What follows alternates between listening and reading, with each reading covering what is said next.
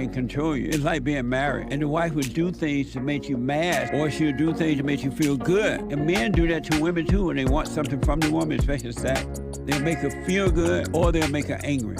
And the woman's gonna have to say, you don't wanna be angry. You wanna speak up, you wanna disagree with what's going on, it's wrong, but do not be angry. Then you won't have fear, you won't have doubt, you won't have worries, you'll be able to see, but you gotta stay away from anger. That's why you must forgive your mothers and your fathers so that you can overcome the spirit of anger. It's a spirit and it's wicked.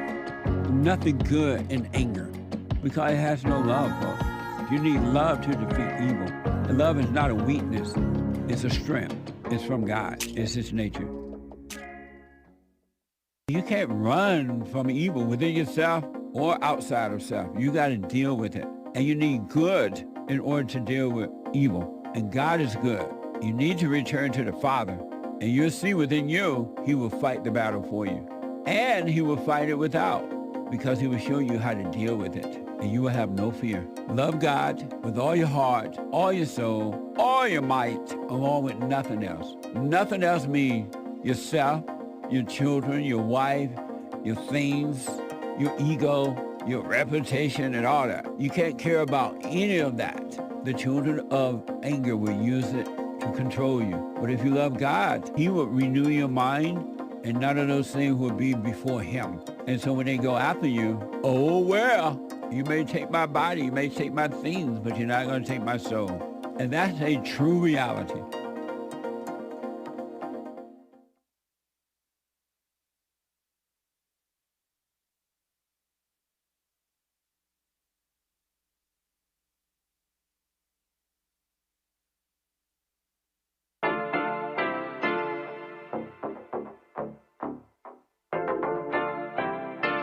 Isn't he Mexican? Colombian. He calls himself American. What is this? Anchor Baby. And in this corner, it's the American Anchor Baby. Daddy's home. That's an offensive term. People find that hurtful. You mean it's not politically correct? Excuse me. I'll use the word anchor baby. You know, he's an anchor baby in Canada. Tell him we still rolling with Trump, too. Anchor baby, the whole thing sounds horrific. You're just making it sound like immigrants are these horrific, greedy people. Ustedes pueden aceptar mi negocio o aceptar las consecuencias. Plata o plomo. So you would be considered white, in my opinion. You the blackest one in this room. I think so.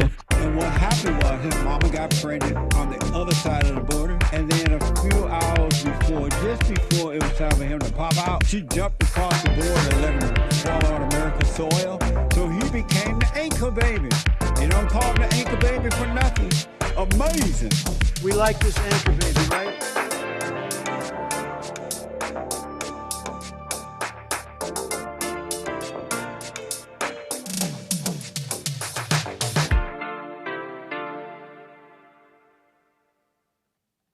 Hello, I'm the American Anchor Baby, and this is my show. Thanks for tuning in on this fine Thursday. What a fine Thursday it is to be back with all of you today. We got a bit of a show. What can I say? Nice to see all of you here today, okay? Who's ready to get nitpicked? Thank you for that, Kevin. That is all the energy I needed right there, sir. Welcome, everybody. Like I said, I'm the American Anchor Baby. Got some topics on my mind. A little bit of this, a little bit of that. In fact, we got to kick it off with what I consider to be the most egregious video of the week. It's kind of maybe a little bit old by now. The most egregious video of maybe the whole month. Maybe even more. You guys are wondering who's dying in this video. What fresh hell is he about to show us? We'll get into it. 888-775-3773. If you got something on your mind, something you want to say, you got something you want to get off your chest, you want to speak with the Anchor Baby, you could do so. 888-775-3773. Knit, your shirt blends into the background. I think you're right. But that's okay. Thank you for the attention. Looks like he jumped the border in a van shirt. Hop the border type fit. A pleasure to have you here. Where was I? Welcome the folks here on rumble.com/American Anchor Baby. And of course, my viewers on punchy.tv/anchorbaby. Thank you so much for that. And thanks for tuning in. We'll get to the super chatters and all that. And I do apologize for what I'm about to do. Very unprofessional, but I'll leave this chair for a brief moment.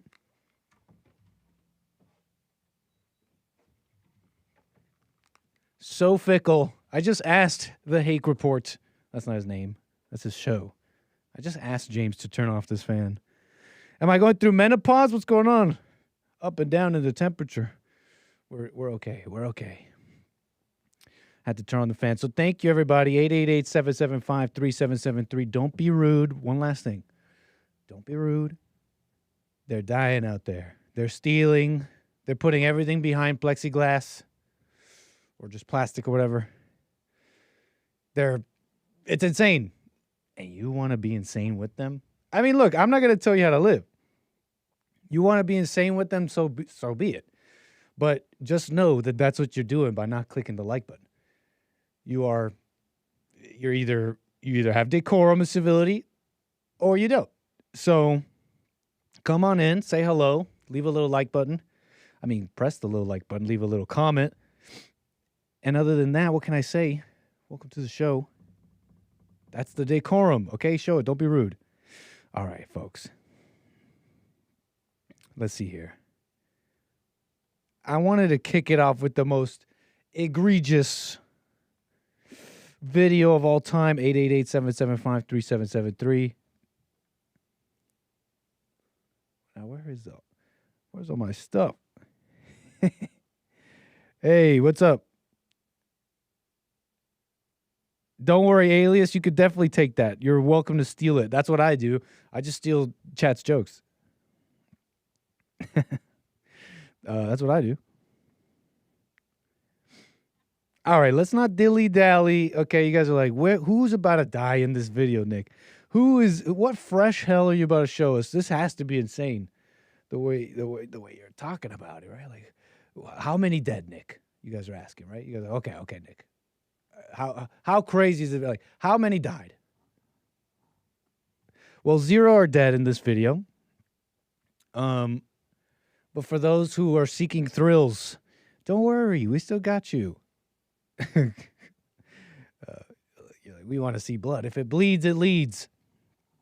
No, we got a video out of Walmart, and it's just got me. It's one of those things, I don't even like doing that too much. Like, let's just endlessly react to crazy video. Look at this insanity today. Oh, another person dead. Oh, another trans person. But this is egregious, folks. This is next level. Okay, let's play the clip. Here's the thing. This lady, I'm pretty sure a Black American woman, okay? Customer of Walmart, citizen of this country, possibly with ancestry, okay? American ancestry. She might be mad about it. I don't know her. She might say, oh, it was slavery, or, they raped us or something and made, that's why we got a little white in my ancestry, but I don't know. I might be assuming some of that. She's still a Black American woman, not the one you're looking at here. That is like a Latina woman, maybe even an Afro-Latina. So here's the situation. Black American woman seeking help at a Walmart in America. Let's watch. Oh, okay. Seeking customer service, seeking aid, some direction. Really, something. Just please, something. And this is what she gets. You the third person that don't speak English in Walmart. Who can help me that actually speaks English? He speak he said amigo. He speak Spanish too? Yes. No, I need English. Not speak English. I need English. So you work here. Can you go get me someone that speaks English? Not speak English. I know that. But go get somebody that speaks English. I know that. You still have to assist the customer. Look at she's smiling. Go get somebody that speaks English. Come on. Let's go get English. Let's go. English. English, please. Vámonos. English. Vámonos. I know it. Look. She said, Look, she work here. I need English. You the third She must know English. She must know what that means. Person that don't speak English. I need English. She's just like now got her back turned, still putting up clothes. Who speaks She's begging her for an English speaker. English? Huh? Huh? Huh? Oh my God. No, for real, ma'am. You the third person I done stopped for help that don't speak English. Can you go get somebody that speak English? No. Who else speak? No. No? What do you mean no? I don't think she said no because she don't understand what I'm saying. Right, okay, maybe I'm glad she's got a little space there. She's like, she probably just said no because she's still thinking I'm asking if she speaks English. Where he at? Where he at? She said. The American woman said. Sorry, let me turn this down a little bit. Where he at? Said the black American woman. How you say big? I was gonna say how you say black. What you mean, Spanish? amiga? I need help. The Negro. Uh-oh. Negro people. What? No, for real. Like, and she think it's funny.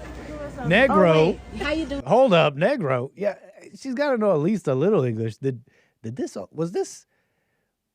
interaction between these two, was it less than pleasant? I don't know. I wasn't there. The video started in the middle, right? Was this interaction less than pleasant? Does she know a little bit more English?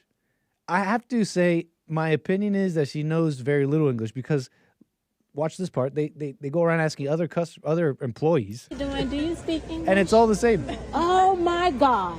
No, that one said no. Lord. She looks young too. That one looked young. That one young with painted red hair. What does she look like? Whatever. She looks like she should be able to speak English. English? Oh my God. Actually, what am I saying? She looks like she should be able to speak English. She looks young enough to have been here, but she could have just called me her too, right? Oh my Lord. Excuse me, how you doing? Do you speak English? No, mami, pero de what? Oh my Lord. No, mami, pero what? You the fifth person Pero no problem. that speaks Spanish. I'm trying to find Is she busting out her phone for Google Translate? the junk charms. No, you She said, sorry, mommy, un moment. While I pull up Google Translate? Hey, I'm just appalled. No problem, mommy, no problem. Please, no problem. Walmart, y'all got me, my ancestors, Thanksgiving, Christmas, everything. Y'all got everything because listen, I had to help myself in here. You see, I done went to 4 different people and nobody speak English to help me. Where's the English? Walmart. And then y'all talking about shipping all these people. You got them all in there, not able to help no damn body. So you lie. Everybody lied. Everybody lied. She said you was talking about shipping them out, but they're all up here. They're all up here in this Walmart. Listen, I support her, by the way. I stand with her, with this American. We're messing around a little bit, but it is kind of funny commentary. I don't know if all of a sudden she's maybe supportive of deporting. Maybe she always was. Just interesting commentary. Listen, okay, those people were probably already here, maybe. I don't know. They weren't the Trump deportees. Don't worry. That's maybe others. But listen, this is so egregious to me. This is like wrong on every level. This is so wrong, but this like, how do I put this? I mean, there's some things to be said about why these things happen. It's simple. It's demographics, right? So you have enough people living in a certain area. I mean, and then you have them running the businesses and then hiring, and then it's not a mystery, right? It's not a mystery. It's just that doesn't just, she's a black woman speaking English in America, and all of a sudden she's in a Walmart there. No one can understand her. I don't know her story, but seems like her country changed. No, is that just me? It seems like her country may have changed. But it's so egregious to me. Like, again, it's like, well, if an area changes, then it's just how it's got to be, Nick. I mean, they're going to have Spanish speakers, but it's still wrong. It could be, you could understand it. But it's still wrong. Like why it happens. The why is because the demographics changed. And how did that come down? They'll say decades. They've been saying this little story with the Somalians and this stuff coming up with Trump. They've been hitting us with this little story of, well, they've been here for decades. They've been here forever. They've been here. They're Americans. But the they've been here has moved on. Like the goalpost for the they've been here is now like 10 years ago. 10 years ago, there's like, those are Americans who've been here forever. That used to be like maybe blacks, those like Mexicans. That's an old story, right? But now it's like, okay, now you're really trying to pull the wool over my eyes. You're gonna try now. You turn around saying that guy that came here yesterday, yeah, just as American. If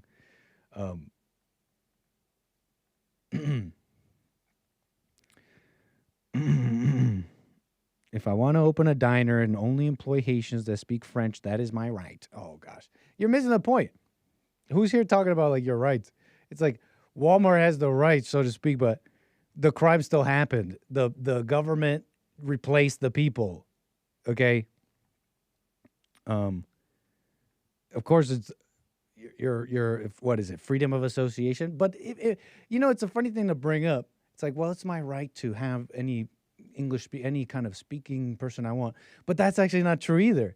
Think about the right you're speaking on there. You're talking about freedom of association. I could be a little wrong here, but you're speaking on freedom of association, the freedom to build your business how you want. That freedom doesn't exist in America. It's one-sided. So if it is one-sided, then it doesn't exist. Unless I'm thinking of this wrong, but if it's one-sided, whites can't do that. You can't have an English-speaking place. You can't make sure, hey, you stop speaking other languages here. I want my business to be English. You can't do that.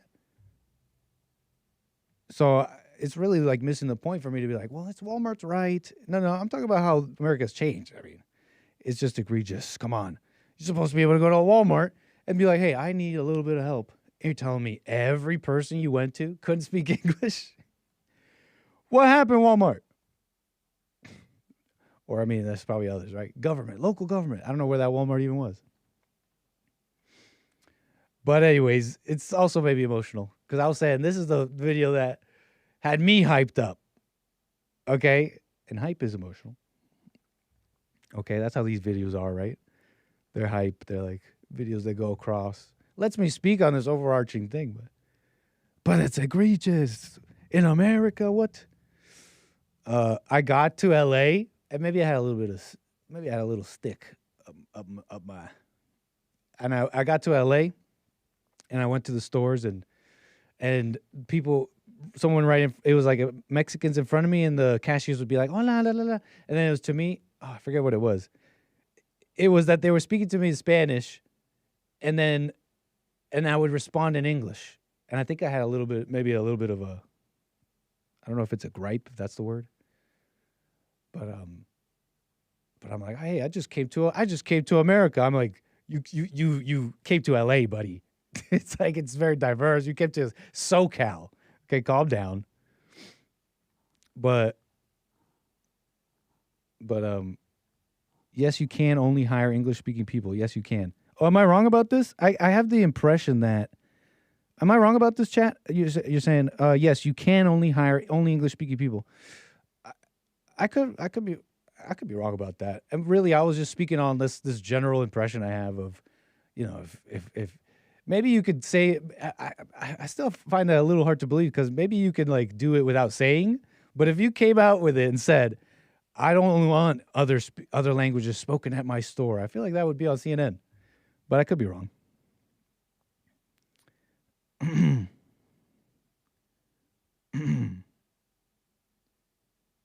But I'm hearing you out, chat. Correct me in the deets.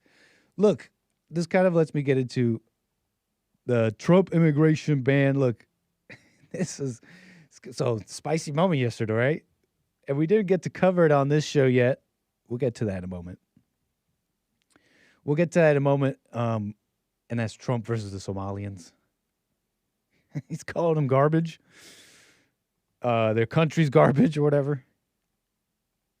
And after all that, I'm gonna call it the big news or whatever, is a ban. A ban of, I'm calling it travel, but it's immigration. It's like a full-on, all immigration applications from the following countries are just completely paused. Effective immediately, the Trump administration has halted all immigration and naturalization for immigrants from these 19 countries. That includes people in the middle of their application process that are already here.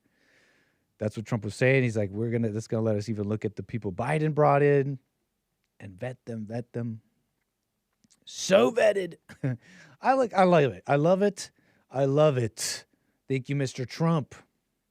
Personally, I would like to see this whole map red. I would like to see the whole world covered red. And I'm talking about YouTube. I'm talking about this map here. Covered red means that Trump banned them from immigrating here and their applications and naturalization applications. So that's what I mean by I want the world covered in. I'm talking about this graph. Personally speaking, I'd like to see this all red until we figure out what in the hell is going on. I think that's a swear.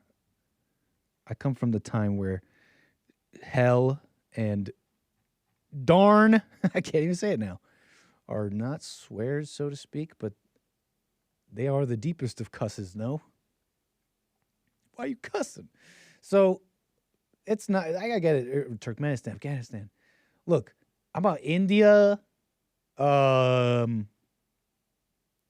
Mexico, I mean, right? But we're working it out, right? We're working it out. Trump administration pauses immigration applications from nationals of 19 countries. Afghanistan, Iran, Libya, Somalia, Sudan, Yemen, other countries. I mean, I'm down with all that. Here's one thing, though. I definitely appreciated Mr. President. Let us do a little search, though, for a word. The little word vetted. That's a word that keeps coming up. I'm just kind of thinking about it a bit, right? Nothing is off the table, said USCIS Director Joseph Edlow. Now, USCIS, what does that stand for again? United States Citizenship and Immigration Services. Maybe the guy running USCIS is supposed to say this. Like, if someone's going to say it, Nick, calm down. It's not so bad if he says it. He's supposed to vet everyone. That's what he does. It's USCIS, Citizenship and Immigration Services. But you know what? When I hear something like this, right? Nothing is off the table until every alien is vetted and screened to the maximum degree possible. Okay. Again, I guess he's the guy who's supposed to be saying that, and I guess we want him to say that. But also, what's up? Like, why do we got to vet everyone? Don't worry, we're going to vet everyone, which means more people. Which means more, by the way. Vetted means more people. Don't worry, they're vetted, though. I've heard that one. I've heard that one. Withdrawal from Afghanistan was nothing short of disastrous. There were a lot of... Oh, he's talking Afghanistan? I thought he was going to talk about vetting every alien. Okay, apparently he says it in this clip, but you can believe me. Do you want to watch it? Whatever. Promises made to a lot of individuals who were brought over here. I do not believe that any of them were properly vetted, regardless of what was said once these individuals arrived. It was almost like they were going to come over and we would figure it out on this end. As a result, President Biden has left us with just a mess of individuals who are trying to get various immigration benefits, both through asylum, through special immigrant visas, and through other mechanisms. We don't know who they are. It is absolutely atrocious that this fell through. That means more people, though. I'm nitpicking a little bit. You just got nitpicked. That means more people. You know. But Nick, the world, but apparitions. I hear the economic apparitions already. The GDP apparitions. But Nick, the systems, they require more people and workers for it all to work. We cannot fall economically. It opens us up for just attacks and all that. I don't know. Japan's out there doing it different. Remember that lady? She said they're willing to shrink. We will shrink gracefully. Yes, we're experiencing demographic decline. How about we deal with that for real? And in the interim, we will shrink gracefully. That has its own problems. I'm not playing SimCity up there. I don't have all your tax money. I'm not the one playing SimCity. Okay, the people playing SimCity, they might know about these issues more than I.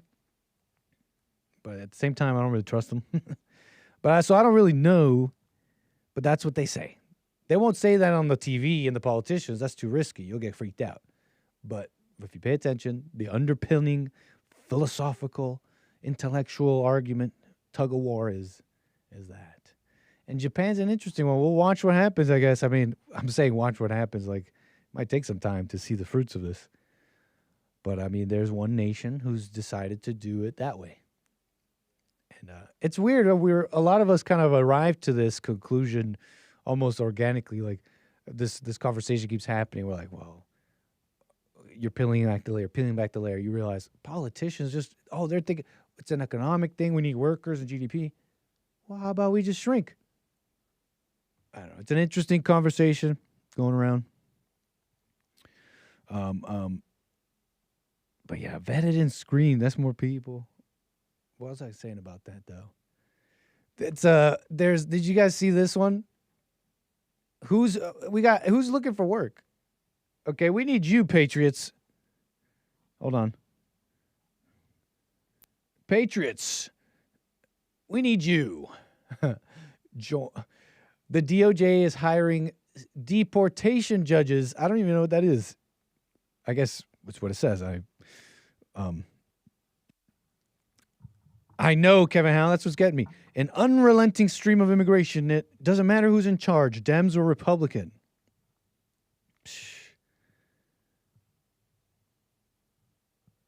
I just don't know what it all means. I don't know what shrinking would it be that bad. But look, here we are. We're here on this, though. You guys got to see this. They're hiring deportation judges now.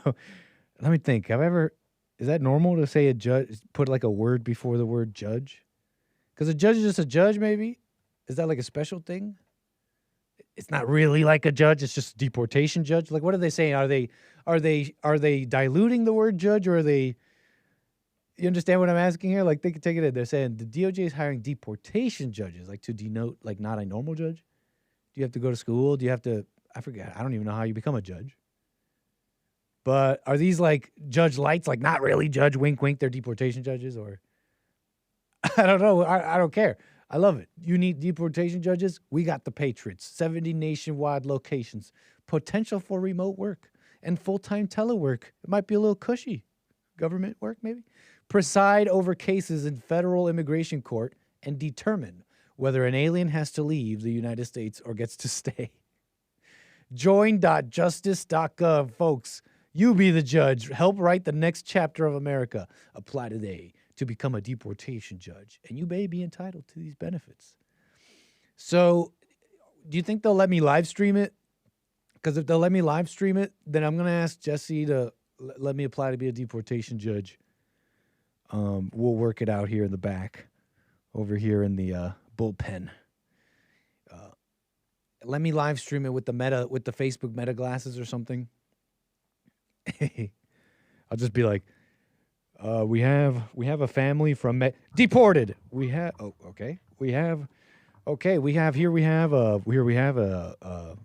national coming from Venezuela. Deported. Okay, here we have a deported. Sir, you haven't even heard out the case. Deported. So we need you, Patriots. The comments are basically what I'm saying all over this post. Me when I see an application, and they share the classic Gladiator. That's Joaquin Phoenix. That Joaquin Phoenix? That's who played that part, right? The Emperor's son. Petulant, wanting to impress father, but I have great virtues. But he actually had not any like good virtues. It was just like cunning but father. I think his dad was Marcus Aurelius, no? Yeah, that's so me as the deportation judge. We're messing around a little bit, but it's kind of funny. I have zero legal experience, but I will deny every request. Can I get the job? You're hired. Ooh, is this a little barbed swipe? Uh-oh. I'll be just like where'd it go? I'll be a reflection of our current DOJ, overwhelmingly partisan Dems and hence pro-open borders. Ooh, spicy.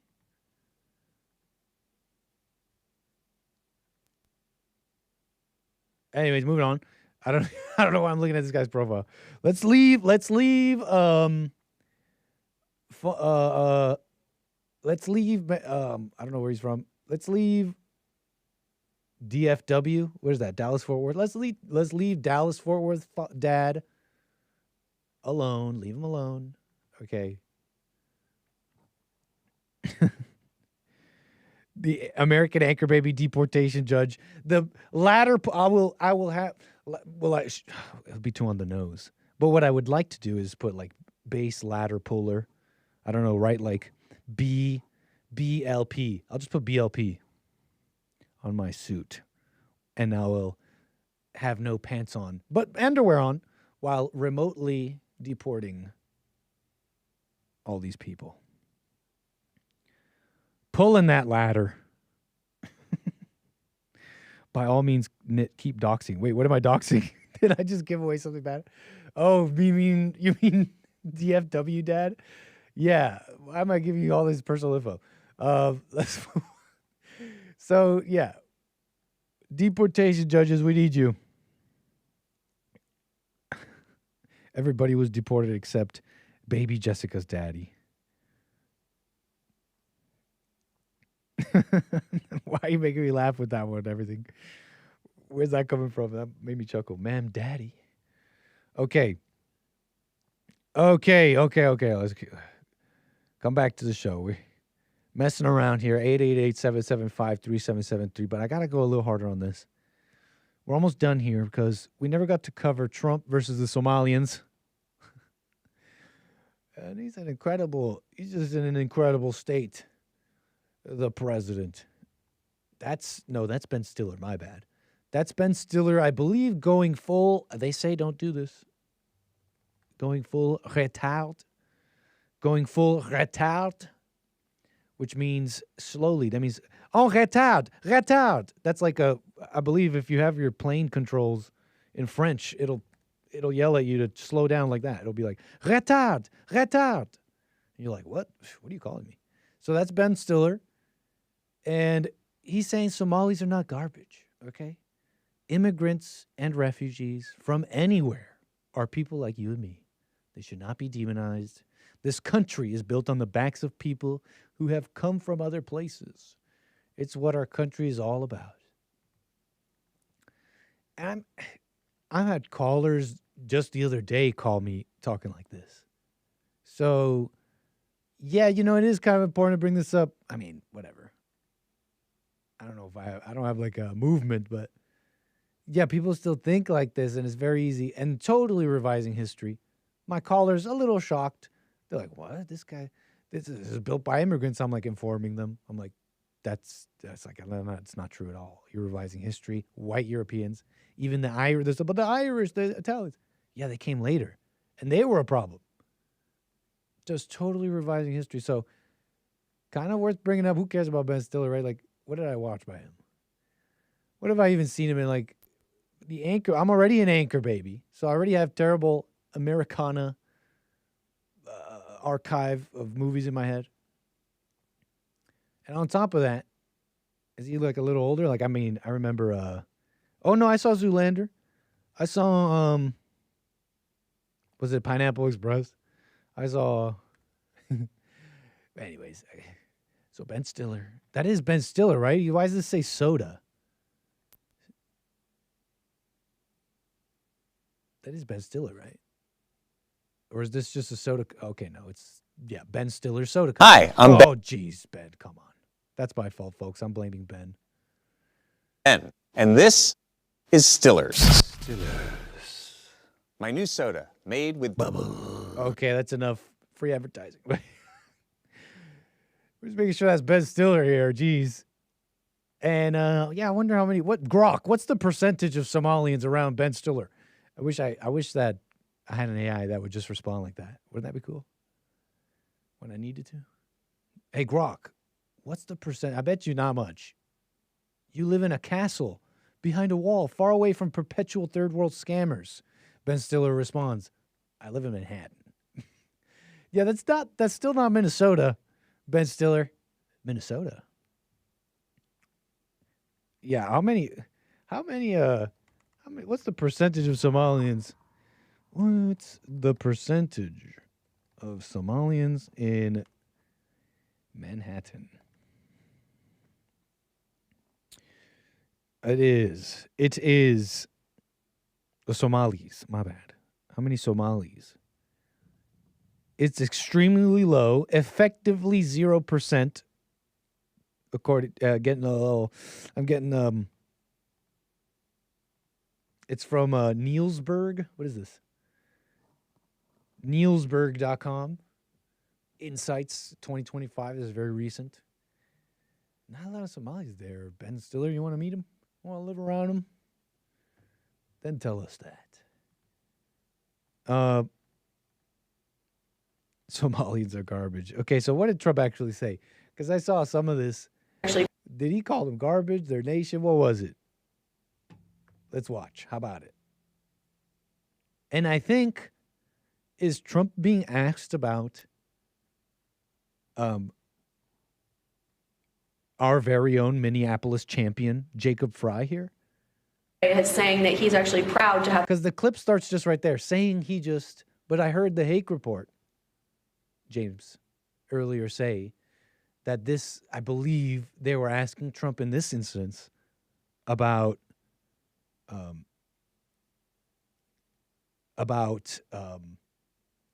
Jacob Fry, the re-elected mayor of Minneapolis, our very own champion, who ruthlessly maintained his power. If only he was our ruler of a Somali fiefdom out there in some backwards place, that would be great. But no, he's in Minneapolis, and he's just like, whoa, man, that's not good. So that may very well be this instance. We were talking about Jacob Fry at length yesterday. So Trump being asked about Fry, but yeah, about being happy that you have all these Somalians in wherever you are, and he's not so sure about that. Is saying that he's actually proud to have the largest Somali community in the country, and his police chief. Well, then he's a fool. Well, his police chief is also saying I wouldn't be proud to have the largest Somalian. Look at their nation. Look how bad their nation is. It's not even a nation. It's just people walking around killing each other. Look, these Somalians have taken billions of dollars out of our country. They've taken billions and billions of dollars.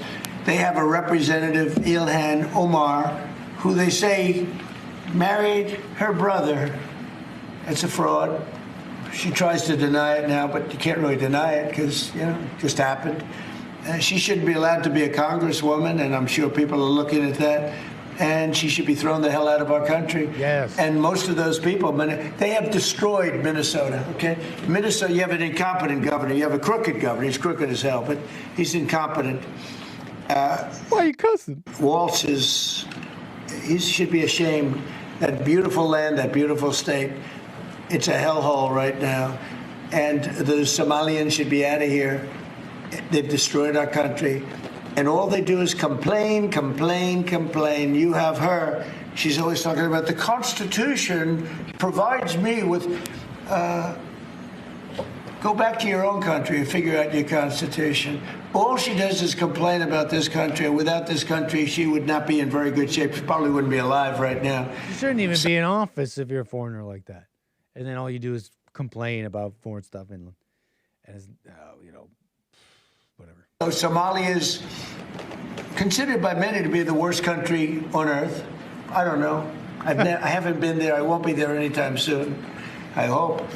But what the Somalian people have done to Minnesota is not even believable. It's not even believable. And a lot of it starts with the governor. A lot of it starts with Barack Hussein Obama, because that's when people started coming in. And you have to have people come in that are going to love our country, cherish our country. They want to kiss our country goodnight. They talk about our country. We want them to pray for our country. This is not the people living in Minnesota. And she's a disaster. She should not be, and her friends shouldn't be allowed. Frankly, they shouldn't even be allowed to be congresspeople, okay? They shouldn't even be allowed to be congresspeople because they don't represent the interests of our country. Anybody else? Mr. President, very fascinating. Sorry, hold on. Sorry, hold on. I got to do something here. Apologies. Oh, okay. So, anyways, we didn't get to see that here on this program.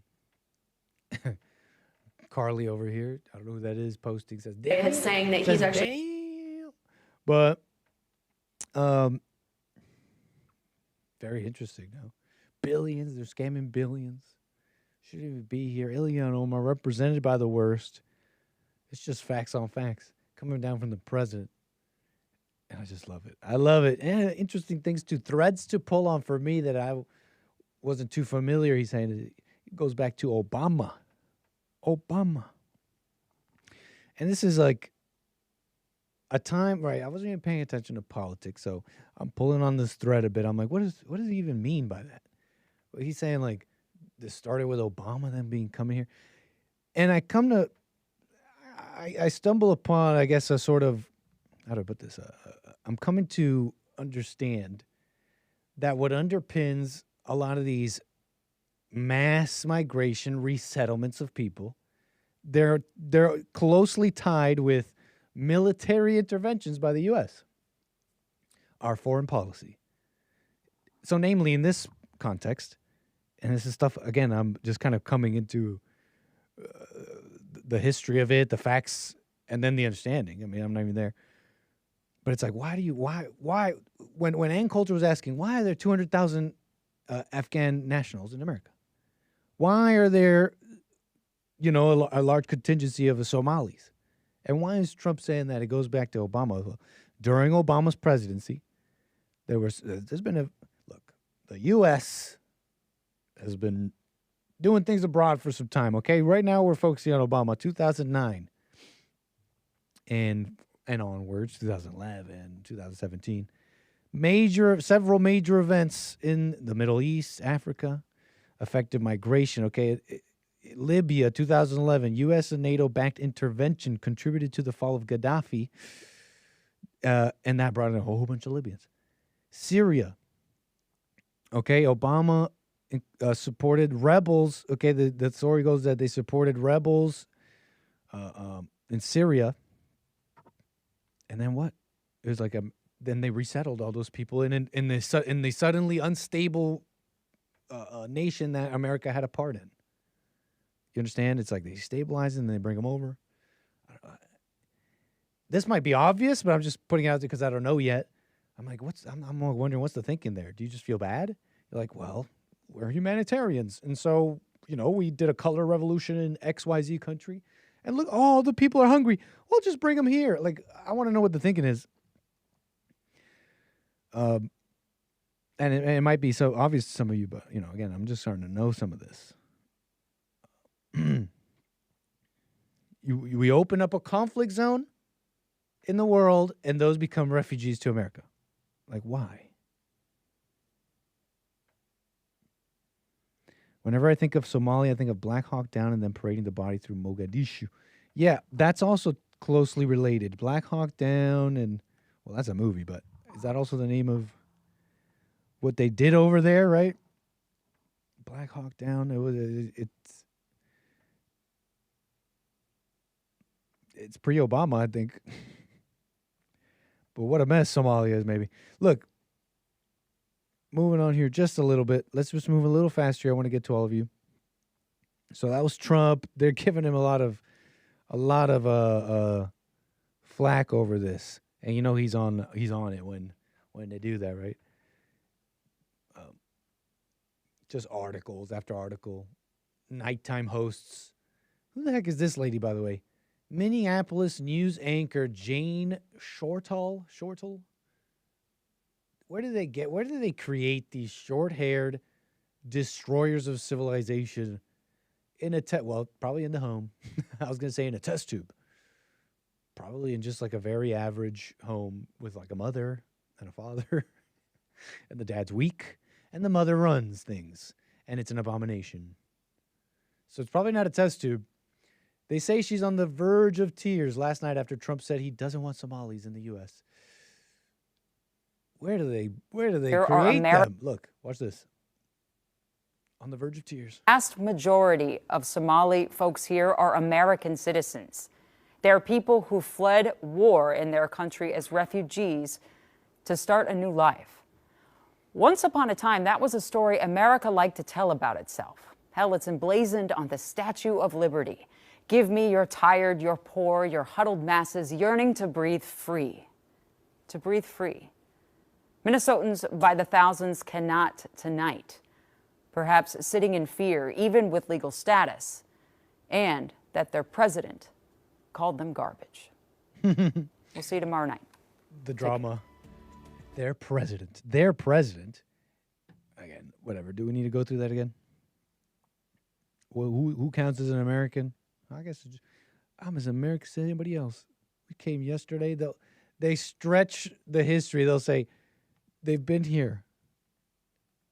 Well, right now we're talking about a very extreme example.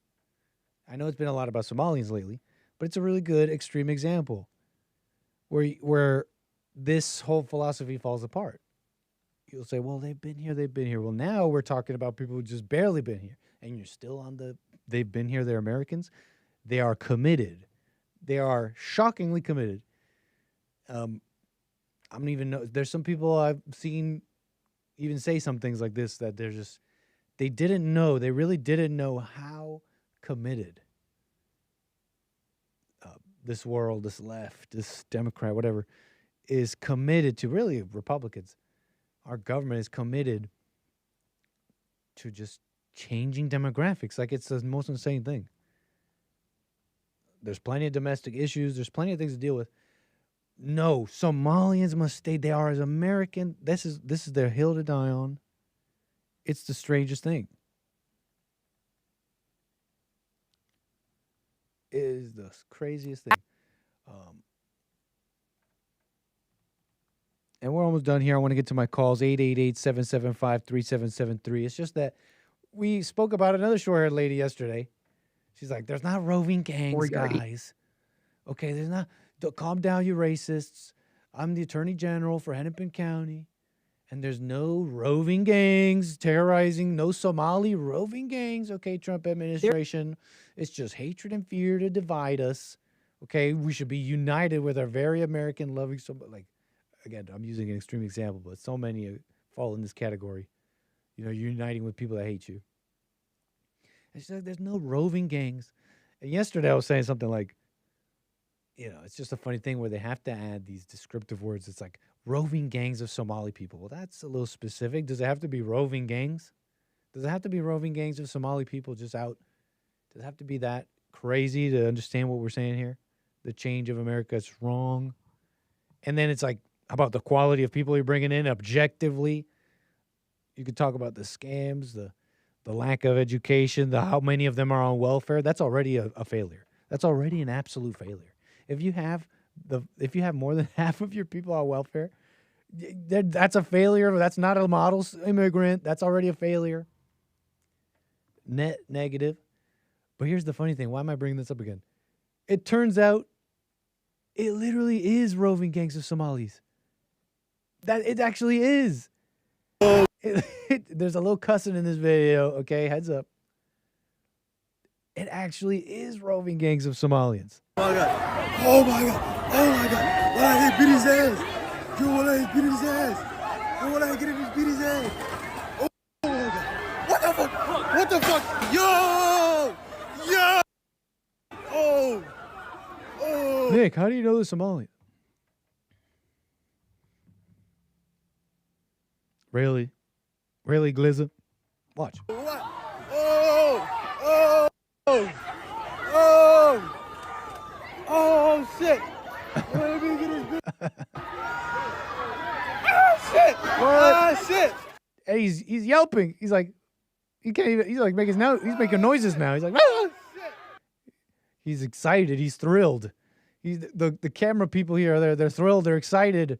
They're feeling like, wow, this is something. There's something traditional is happening here. Is this a ritual? Is this this is like something ancestral is happening here. Kill him, kill him, kill him. They all start chanting. Something ancestral is happening here. Sorry, folks. Let's come back to reality here. It actually was roving gangs. Imagine that. Let's move on here, because I want to get to my calls. Okay, I want to get to all of you.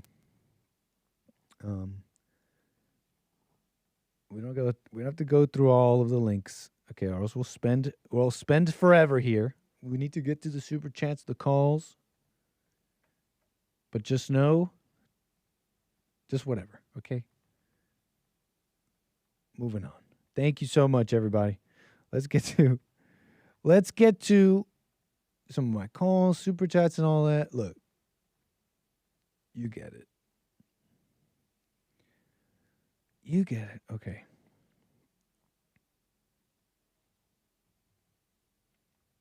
Yeah.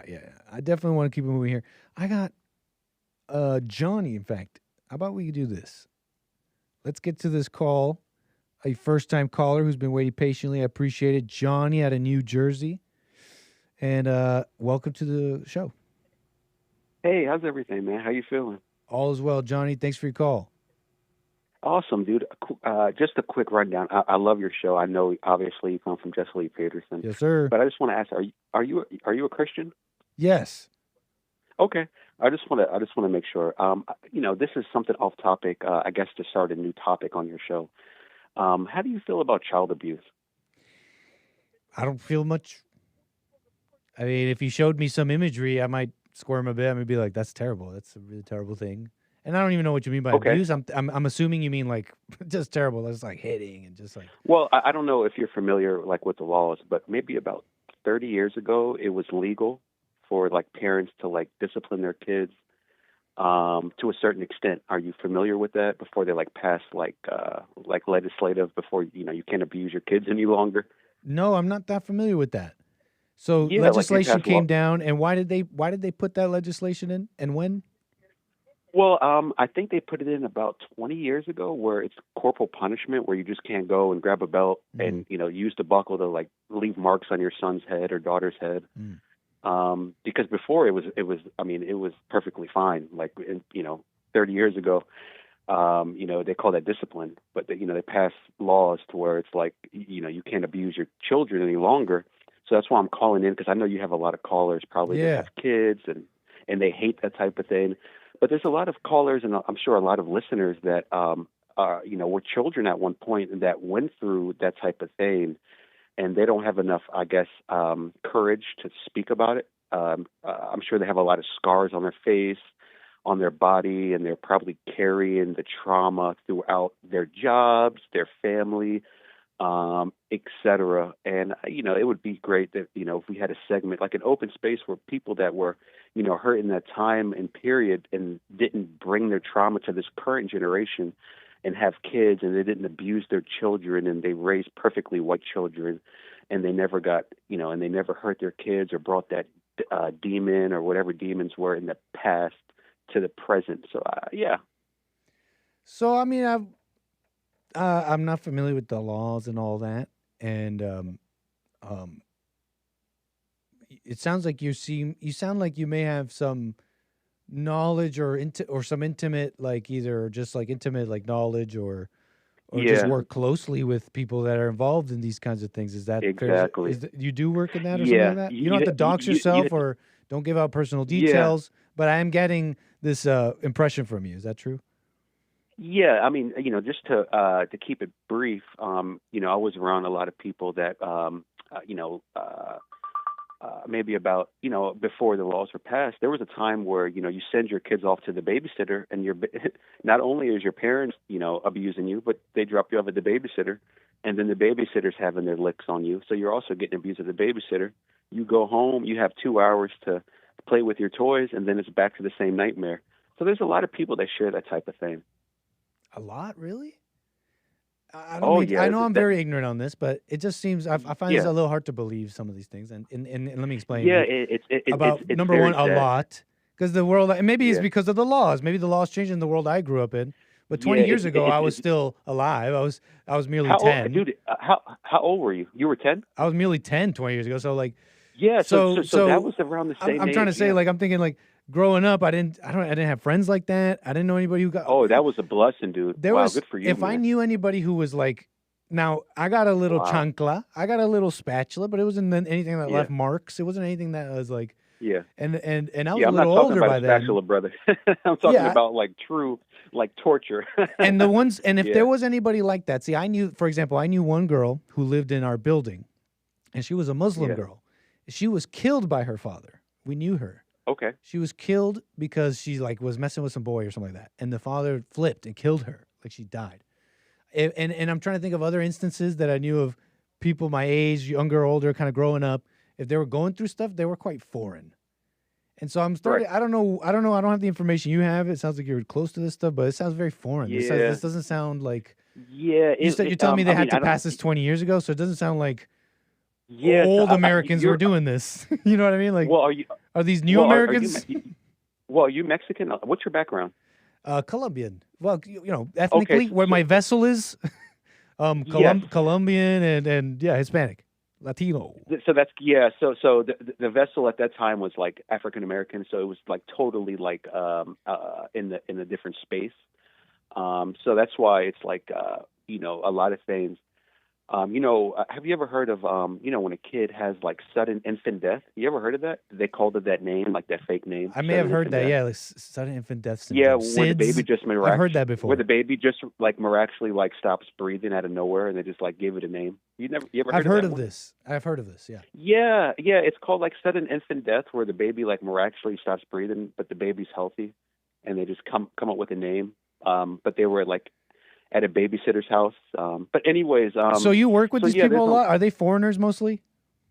Well, no. Ethnic immigrants? This is back like when Not me and you were like Christians? kids. Well, no, this is like back when me and you were kids. Like me and you were like toddlers, and we followed our parents' moves. So if your parents said go this way, you don't have a choice. You're being fed by them, so you go that way. So it's like Is that abuse? Yeah, so going back to that space and then coming back to where we are, brother, it's like there's a lot of people that were brave enough to take on those scars and trauma, especially from the Indian community and the reservations that I speak with and mentor, that bring that trauma to this generation, but not to hurt them or to give the trauma to them through physical abuse, but they give it to them through mentoring and speaking engagements.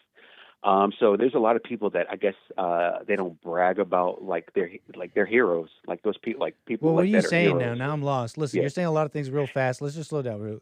You're just saying a bunch of stuff. There's so many Look, things I want to get off, bro, because I know your time is understand. limited, dude. So let's just summarize. You work closely with these people, and they get abused, and they Yes, come. They sir. got the stories that they're not abused anymore, and they're like, I don't know, whatever. And I want to say one commentary on that real quick. Just off the top thoughts, okay, you're telling me 20 years ago they made some law to stop abusing children. You seem to be cool with it. You're like, this is great. But I'm looking at the families and stuff. I don't mean to nitpick so hard, but has that changed anything? Like, I can imagine I can imagine a society that said, you know what? We really care about the family, because I don't believe that you need to hit the children, by the way. Let me put that out first. Yeah. I don't believe that is necessary. It's usually, I think it's usually desperation. I know it's said in the Bible, spare the rod and all that, but I mean, those are just like old ways of dealing with society. And I bet you for the masses, it might be, I don't know, it might work or whatever. But for the individual, I mean, in America too, in the world that I grew up in, it doesn't seem necessary, especially if you have a real authority and all that. So let me just say that first. I don't think it's necessary. That being said, I don't think that's why our society, when you're telling me about this law change, and I look at our world, I don't think that we have a tough society that decided to really care for the children. It sounds like a lot of mama. And it sounds like to me like all of a sudden America 20 years ago was starting to get children with welts. Yeah, maybe you had some spanking at some point in America, but now they got like welts and like genital mutilation, because I'm familiar with that. Children, Have you ever Muslim been through kids that? in I'm just Canada, Muslim kids in Canada. And now you got all this crazy stuff, and now they kind of come with laws. That's my impression. Am I somewhat in the ballpark here? Well, I'm going to be honest with you, because I know your listeners would love to hear this type of topic, because I'm around a lot of people, and because I'm very wealthy. So I'm around a lot of people that are very wealthy, and and I go out to places that are very underprivileged. And I speak with both communities. And the number one topic is a lot of people are ashamed to speak about when they were children, about the type of things that their parents put them through, because that's what their parents put them through. And they didn't have enough spiritual integrity to be like coherent to say, wait a second, why am I putting the same thing that I went through on my children? Do I have enough guts and enough spiritual guidance to stop it before my fist lands on this guy's face with my college ring? And these are the type of things that I hear from a lot of, obviously, people our age. But when we go back to those times, the number one thing I hear about is, the abuse that took place. You come home with bad grades, there's nothing to be spoke about. The belt's coming out, you're getting beat till you scream and cry. There's going to be welts left on your body. And it was after the first 3 or 4, it was normal. After the first 3 or 4, believe it or not, in our community, you start laughing about it. It starts to become funny. It starts to be like the people that I coach. They would say, like, me and my brother and sister, we would get beat so much that we would put on like 4 pairs of jeans and act like we were crying because we got abused so much. But are they white or not? You won't answer the question. Yes, they were white. Okay, and so I also wanted to ask you what your I want to ask you, and then we'll move on. That was kind of my first thinking. That was kind of my first question, was like, well, what's going on here? Is these like, because I heard about spanking growing up, but you don't leave him with welts. You don't leave him with like broken anything. You don't leave him in like that. Yeah, that sounds like scars very foreign. on your face. But whatever, you're telling me that's white or whatever. I wanted to ask you about this abuse thing. There's this whole thing about abuse. Yeah. So you don't have to tell me personal details of what your work is, but are you telling me that these people come to you, they're like already, they're older, they're not children anymore, and they come to you and they tell you their stories of abuse, and you sit there and you believe them?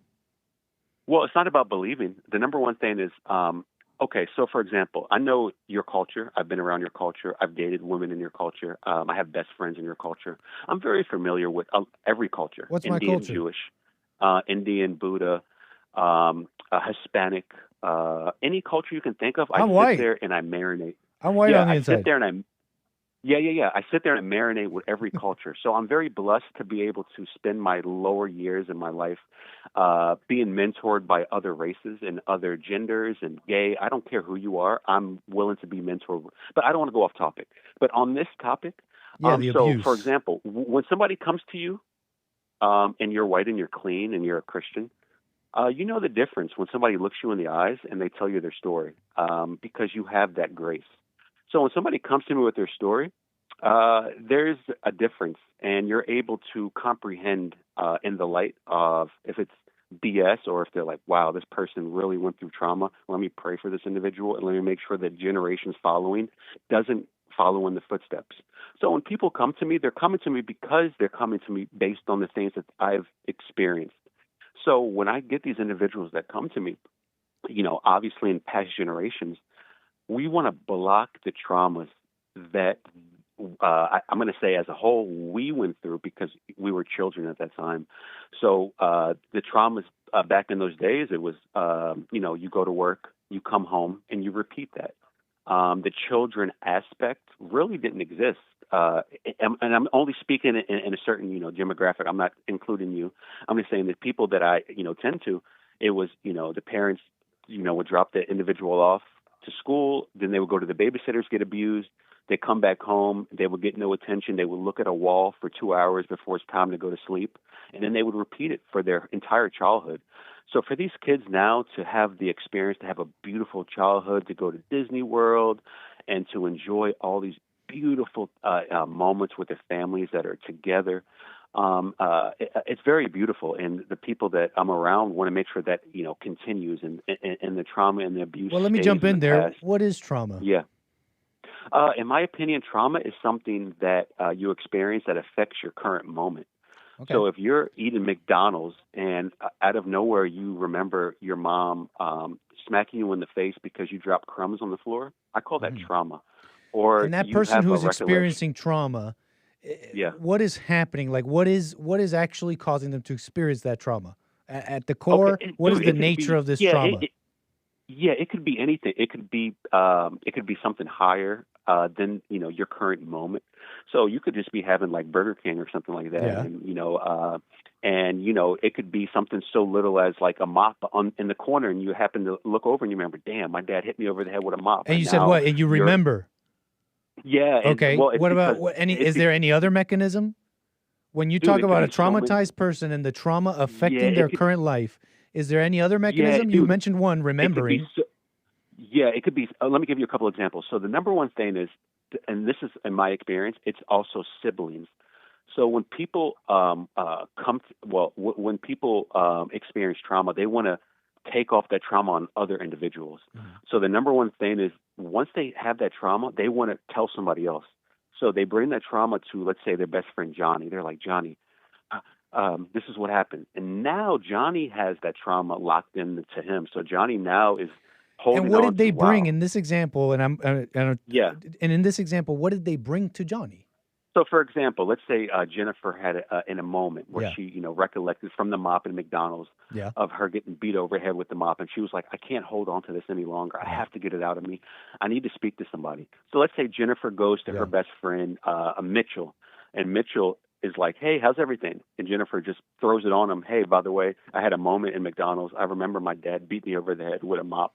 And now Mitchell's like, wow. Keep going, elaborate. So now Mitchell's holding on to what she went through. And what's he holding on to, though? Well, he's what is holding on the to exact thing he's holding on to? Well, Mitchell is holding on to the trauma that Jennifer can't let go. But what did she do? She came to Mitchell with a memory. Correct. And so when and Mitchell heard her out, and what you're saying Mitchell is holding on to her trauma, but what is he holding? Well, it depends on the individual, because not everybody. Let me give you the answer just so that we could get fast. They're holding memories, right? Or do we agree on that? Well, it depends on the individual, because is there anything other than memories that causes trauma? Well, it depends on the individual, because there's some people that don't believe in God. Name one thing that's other than memories that causes trauma. Dude, it totally depends. I mean, I'm just speaking on an example. There could be times where you're walking in the park, and then out of nowhere, you could just have like a PSTD moment. And what causes that PSTD moment? Absolutely nothing. Like nothing at all. A memory did. Come on, man. I could speak from example. Like I remember when my grandfather was shaking in the bed, and he was like bedridden, and he was shaking, and I was literally like paying for my girlfriend's like food or something like that. I was like paying for dinner. And out of nowhere, it was just like, I remember my grandfather shaking. And dropping to my knees. Well, I'm saying that because of my vocabulary. So don't take my vocabulary out of context. I'm just saying out of nowhere, this that moment came to my mind of him shaking in the bed and me dropping to my knee and saying, do you believe in Jesus Christ? Do you accept Jesus Christ as your personal savior? And you dropped your knees and said that out loud? Well, of course, yeah. It's Why? like people like those type of moments need to happen. Why did you do that? Well, it's because why not? Who are you speaking to? Speaking to life. Who's that? Well, it depends. Again, it depends on who you are, and it depends on your beliefs. Like some people are Jewish. Well, no worries about that. We'll move on from that. But some people are Muslim. Yeah. But so because this is very interesting. You said you're Christian, so I can speak on your Christian's belief, but I cater to everybody, not just like Christian. You know what I mean? So I cater to all religions and all people in all walks of life. So here's why I was asking you about this. To like one person, yeah. Here's why I was asking you about this, and I'm enjoying this conversation. Thank you, man. Yeah. As first time caller, Johnny, New Jersey. Yes, here's why I asked you about the memories and what it is you're holding on to, because you said something that was quite interesting to me. You said that when you look in someone's eyes, you'll know if it's a real trauma or not. And 100%. I'm here sitting thinking to myself, I think I'm starting to realize if you really knew what trauma was, you would never say such a thing. And then I realized that can't be true. You can't look at, because like that means you're picking what's a real trauma and what's not. And then it's like, can you even tell me what's a real trauma? Well, what's I'm not. Well, that's I don't think you can. They're all memories. They're all false. You keep They're forgetting. all memories. I believe in God. I believe in God, so God is with me. So, but God did you is hear what able I just to said? distinguish All them. traumas are memories, Well, so they're you're all speaking from, false. like, If you pick one to be true, that means you don't understand. Yeah, you're speaking from the human aspect. I'm speaking from God. So God What's is that able mean? to distinguish. God, the person in the Bible. Right, but what does that mean in this context? When you look in someone's eyes, I is think God telling you that they are honest or not? I think, well, that's what you keep, you're looking from the human aspect of things. Like, I'm looking, from God's aspect. Like, I believe in God. How are you looking God is through with God's me aspect? I'm with God 24/7, and a lot of people aren't, and that's why I don't. So then, I if don't you're blame God, you. if you're with God 24/7, how come you Yeah. weren't able to discern that all traumas are false?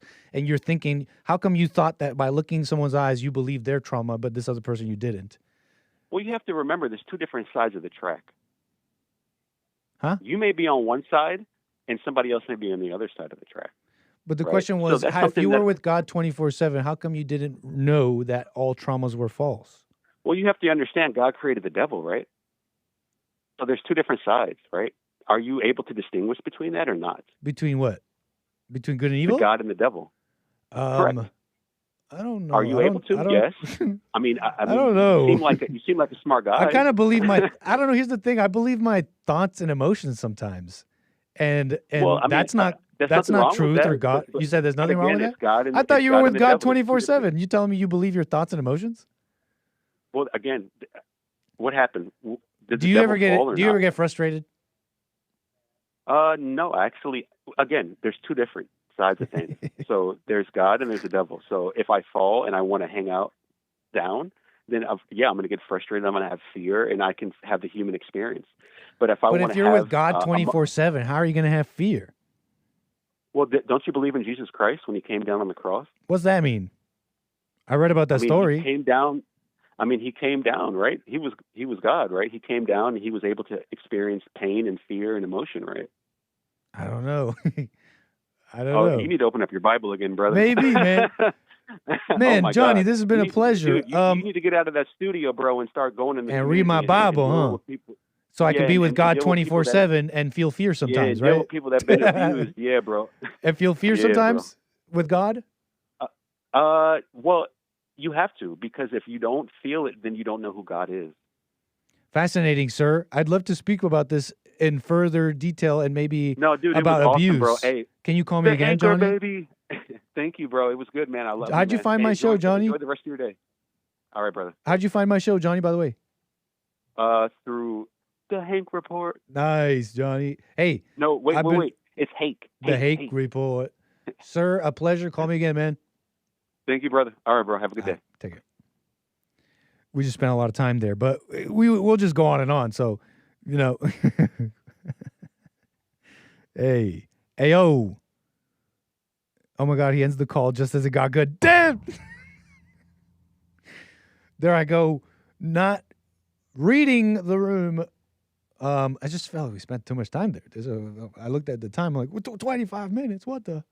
We got calls here waiting for me. Let's get to all of you. 888-775-3773. Thank you for the super chats and the coffees. We'll get to all of you as well. But please, a little more love for my callers who've been waiting patiently. Stephen, Maryland. How you doing, sir? You're on the air. I'm doing fine. How are you, sir? No complaints here. All is well. Thanks for asking.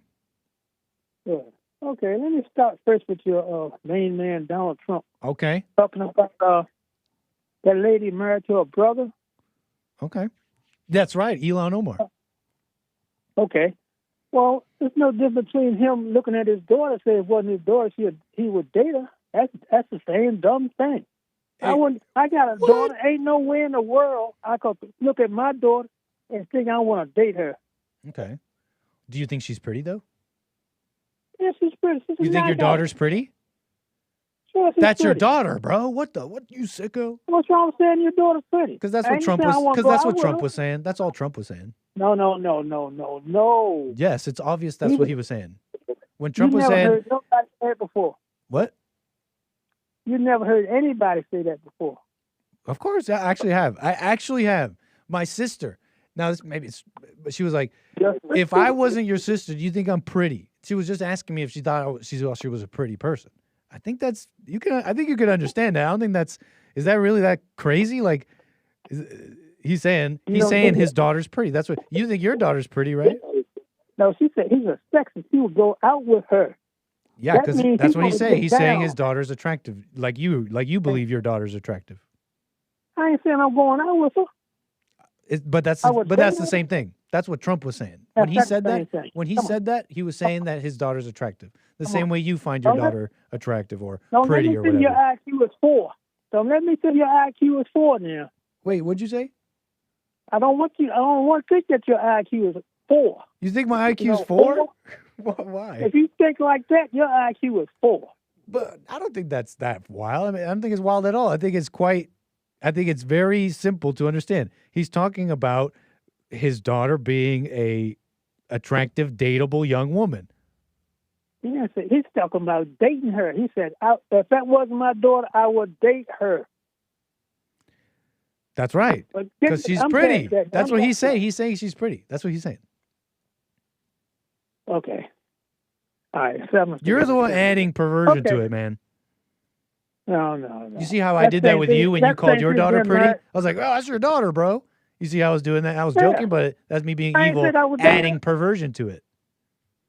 I still wouldn't date her. And Trump said the same thing. He said if it wasn't his daughter. So that means he's saying he's not going to date her because that's his daughter. If it wasn't his daughter, he would date her. Do you understand He's that? saying she's pretty. I don't understand how you don't get that. But anyways, okay. Well, right. we're done with that. I'm really Take it up with the man himself. How about that? Okay. I'm done with that. Okay. Thank you. I got a solution about the Somalis. Okay. Instead of them being up in Minnesota, where it's cold, they're not used to cold weather anyway. So why don't they move to Mississippi, and they will have a good job all year round, where it's warm, and they will have some new S words. You know, the N word with an S on it. The what with the S on it? The N word with an S at the beginning. They be sniggers. Oh, I'm following you. I want to laugh. But how about this? So they could also go to Somalia. That's pretty warm. Yeah, I would put them all down in Mississippi and Alabama, and they would go in agriculture. Chad, am I allowed to say what he just said? You're making me crack up, sir. If I may give you a suggestion, though, Mississippi's interesting. How about Somalia? Well, they want to be over here, right? I mean, the whole world wants to be here. Over here. The whole world wants to be here. Okay, well, since they're here. Should they be here? They can't get... The whole world wants to be here. Should they come? No, but I'm talking about the ones that's here. And the ones that are here are a problem. Should they stay? That's right. Put them down in Mississippi, and they have a job there. No. Put them down there. All they do is farm all year round. And there'll be a whole bunch of them. Look, I like your efficiency and your mentality. I like the efficiency in your mentality. Alabama, Louisiana. That way my vegetables prices, my fruit prices won't go up like my peaches. But you deported all the Mexicans, right?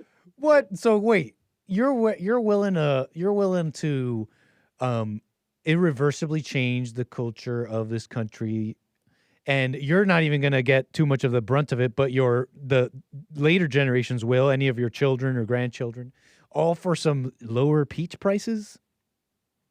Well, all right. That's so selfish. And you're far too old to be, and I mean that out of respect. Like you're here as the custodial. What am I saying here? You're here as the older generation. You should be like leaving it better, right? And you want just lower peach prices? You're willing to? I mean, peaches, corn, cotton, especially cotton. But black people ain't in the agriculture no more. So that's not a good reason to bring in all these immigrants, sir. I mean, they're already here. I'm talking about the ones that No. I ain't talking about bringing some more. But that's also not a good reason to have them stay just because they're here.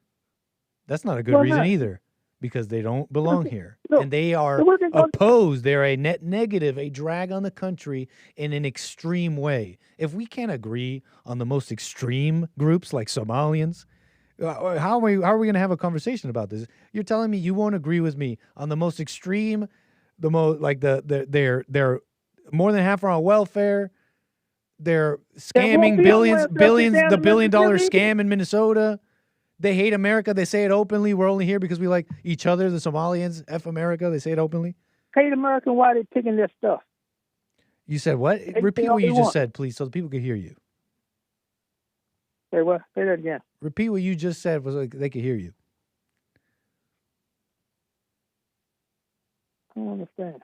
You just said that you just said that they're here. So let them. What did you just say about? I said let them go. Take them down to Mississippi. They ain't used to Never cold mind. weather anyway. They probably only have an overcoat. Well, That's why they're gonna get and cold why up do you? there Let in me ask you this: Minnesota. why do you oppose just sending them to Somalia? Why Mississippi? You're saying just because they're here? Because they're here. They're citizens now, aren't they? What about the non-citizens?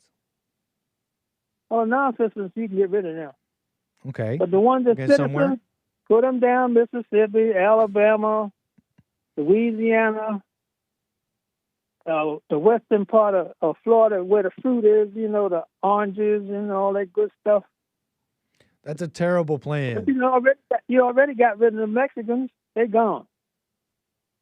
So you don't care about America changing. You just want your oranges, corn, and peaches lower priced. So they, as long as right. Corn, you're saying this out loud, you say yes. cheese, all that good stuff. Yeah, everything's cheaper. What else is there to say then, Stephen? Okay, well, put her there. We disagree. Thank you for your call. You said, I'm fine with completely changing America's demographics as long as I, Stephen, get my cheaper peaches and corn. I'm fine with destroying America. And Well, then there's cotton. nothing else to be said, Stephen. I appreciate your call. Okay. You know what I'm saying? Like, I don't want America to change forever, but you do. But you want your cheaper That's peaches not and corn. changing. How are they going to change? Oh, you disagree? It's not going to change at all. I'm just moving regular people down to another If part I of the snapped country. my fingers and replaced all the white people in America with Somalians, would No, America I ain't change? say that. That's an extreme example. Well, But what change? Because you're the first extreme one here. You're saying it won't change at all. So I have to give you an extreme example. It's like, come on, don't lie. It will change, right? It will change. A lot. It'll change. It won't be America. Well, I'm Right. glad we It'll agree be on that, something sir. to be Somalia. Well, there you If go. you're going to replace That's all them I'm with saying. Americans, well, no. I still want them. Bring them down in lower countries. No. You get them down there, but hey, look. You get them down with them poor white folks down there. Woo! And they won't act up down there. You think But so? They know what to do with them. You saying the like poor white folks in Mississippi will, I don't know, like Yeah, they'll handle them. whip them into shape type thing? Handle it? They'll handle it? Yeah, they'll handle them. You know, I was about to say Won't goodbye, need a but I whole want to lot of know. Well, I was about to say goodbye. I appreciate your call, but you got to tell me what's your thinking here. Why do you believe those white Mississippians will handle the Somalians? What is it about them? Well, if they know what to do, you know how they used to. Well, you wasn't here long enough then. You just got here. Help me You got here in understand. the 90s, right? When was Yep. you born? 1990. Yep, 90s, late 90s. Oh, well, you don't know about the teens and the 20s and the 30s down in Mississippi. No. You don't know But what happened. is it about? No, I don't know. Oh, okay, but tell me. Well, back then, black people had their place. It was a place for them. They couldn't do this. You know about the separate water fountains and they couldn't eat in. And, they had their place. They I called gotcha. you can get in And your place. that's what's going to handle the Somalians, the spirit of Jim That Crow. would be the same thing with Somalia. They're handling them just the same. Well, on that, Stephen, I agree. I sure do hope such spirit comes back and handles America. Thank you, That's what I said. Stephen. Put them down there. They'll handle them. I guarantee. Call me again, Stephen. Hey, look, might have a necktie party about once a month or two. And you're that's fine as long as peaches prices go down. Yeah. What All the? right, man. I don't care. That's crazy, Stephen. You got to call me back on this because we need to go deeper into this. That's crazy. That's a good idea, I think. Call me again, Stephen. Thank you. But okay, you take it easy now. 888-775-3773. That's just silly. He's just being silly, right? He's just joking. Yeah, just give me my peaches.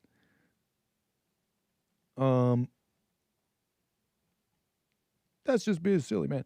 Okay, so I got callers. I want to get to all of you. Please, just a little bit here.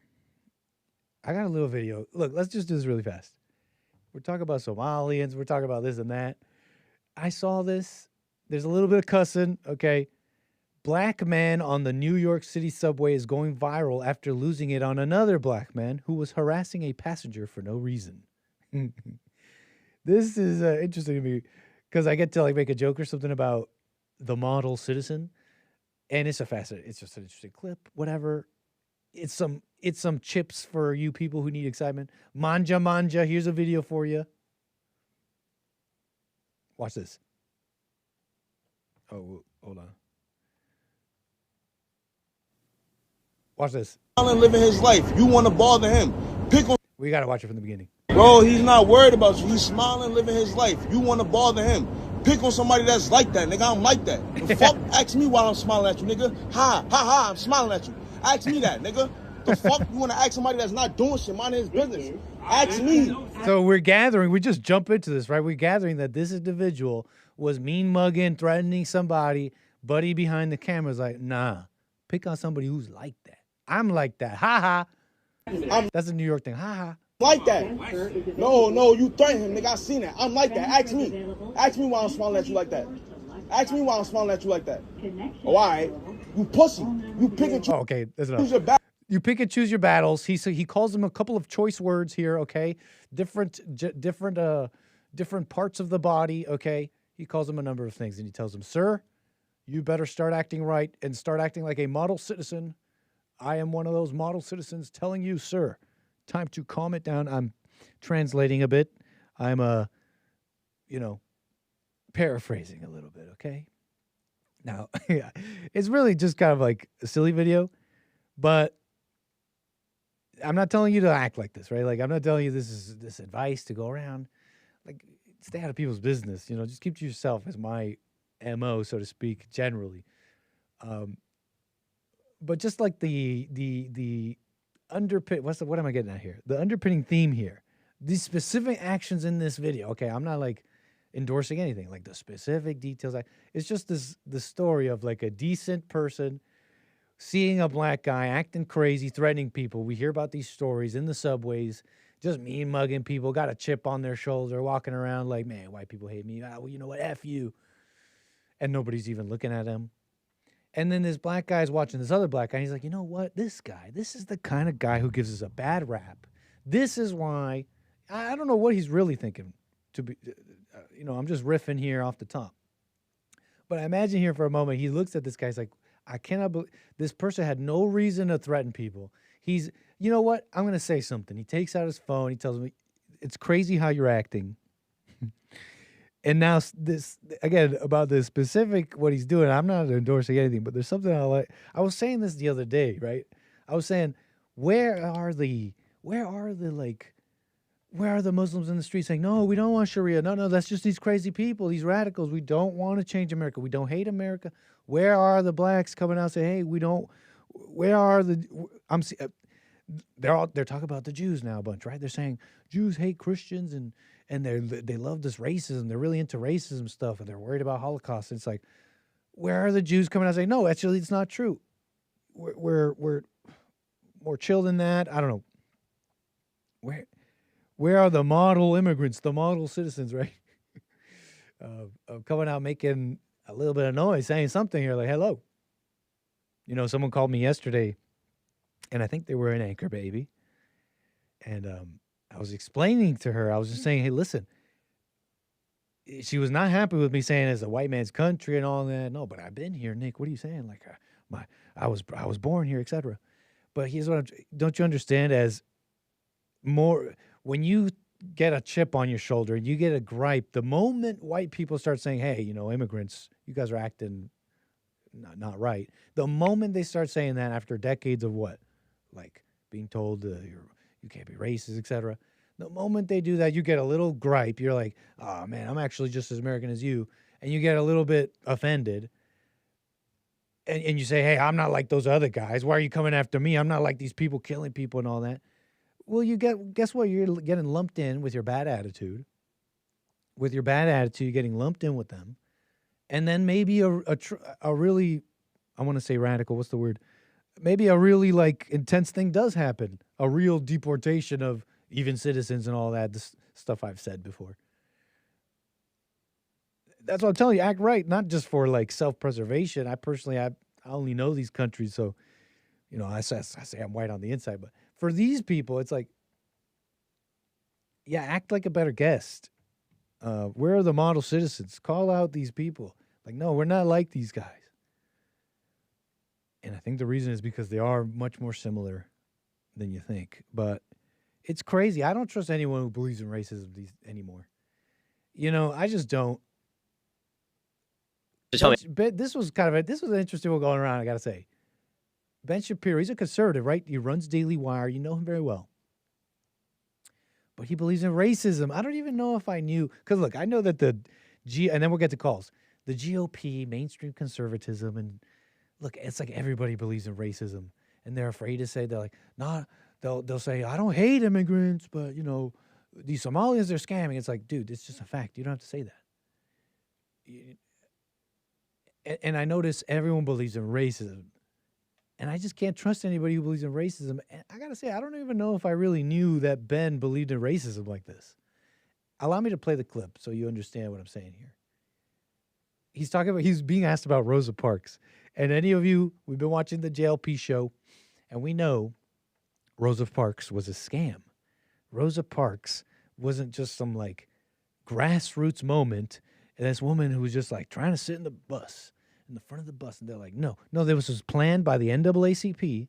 It was a communist move to divide America racially and make them believe in this racism. And they ask him about, I don't even know why he's on this podcast or why they're talking about this, but just watch this with me. To be honest with you, since after standing for Hitler, I was like, how much further can he go? So tell me, how much further can he go? I missed it. I don't even know who he's talking about there. Said that Rosa Parks was like a plant, like she was planted there. In what way?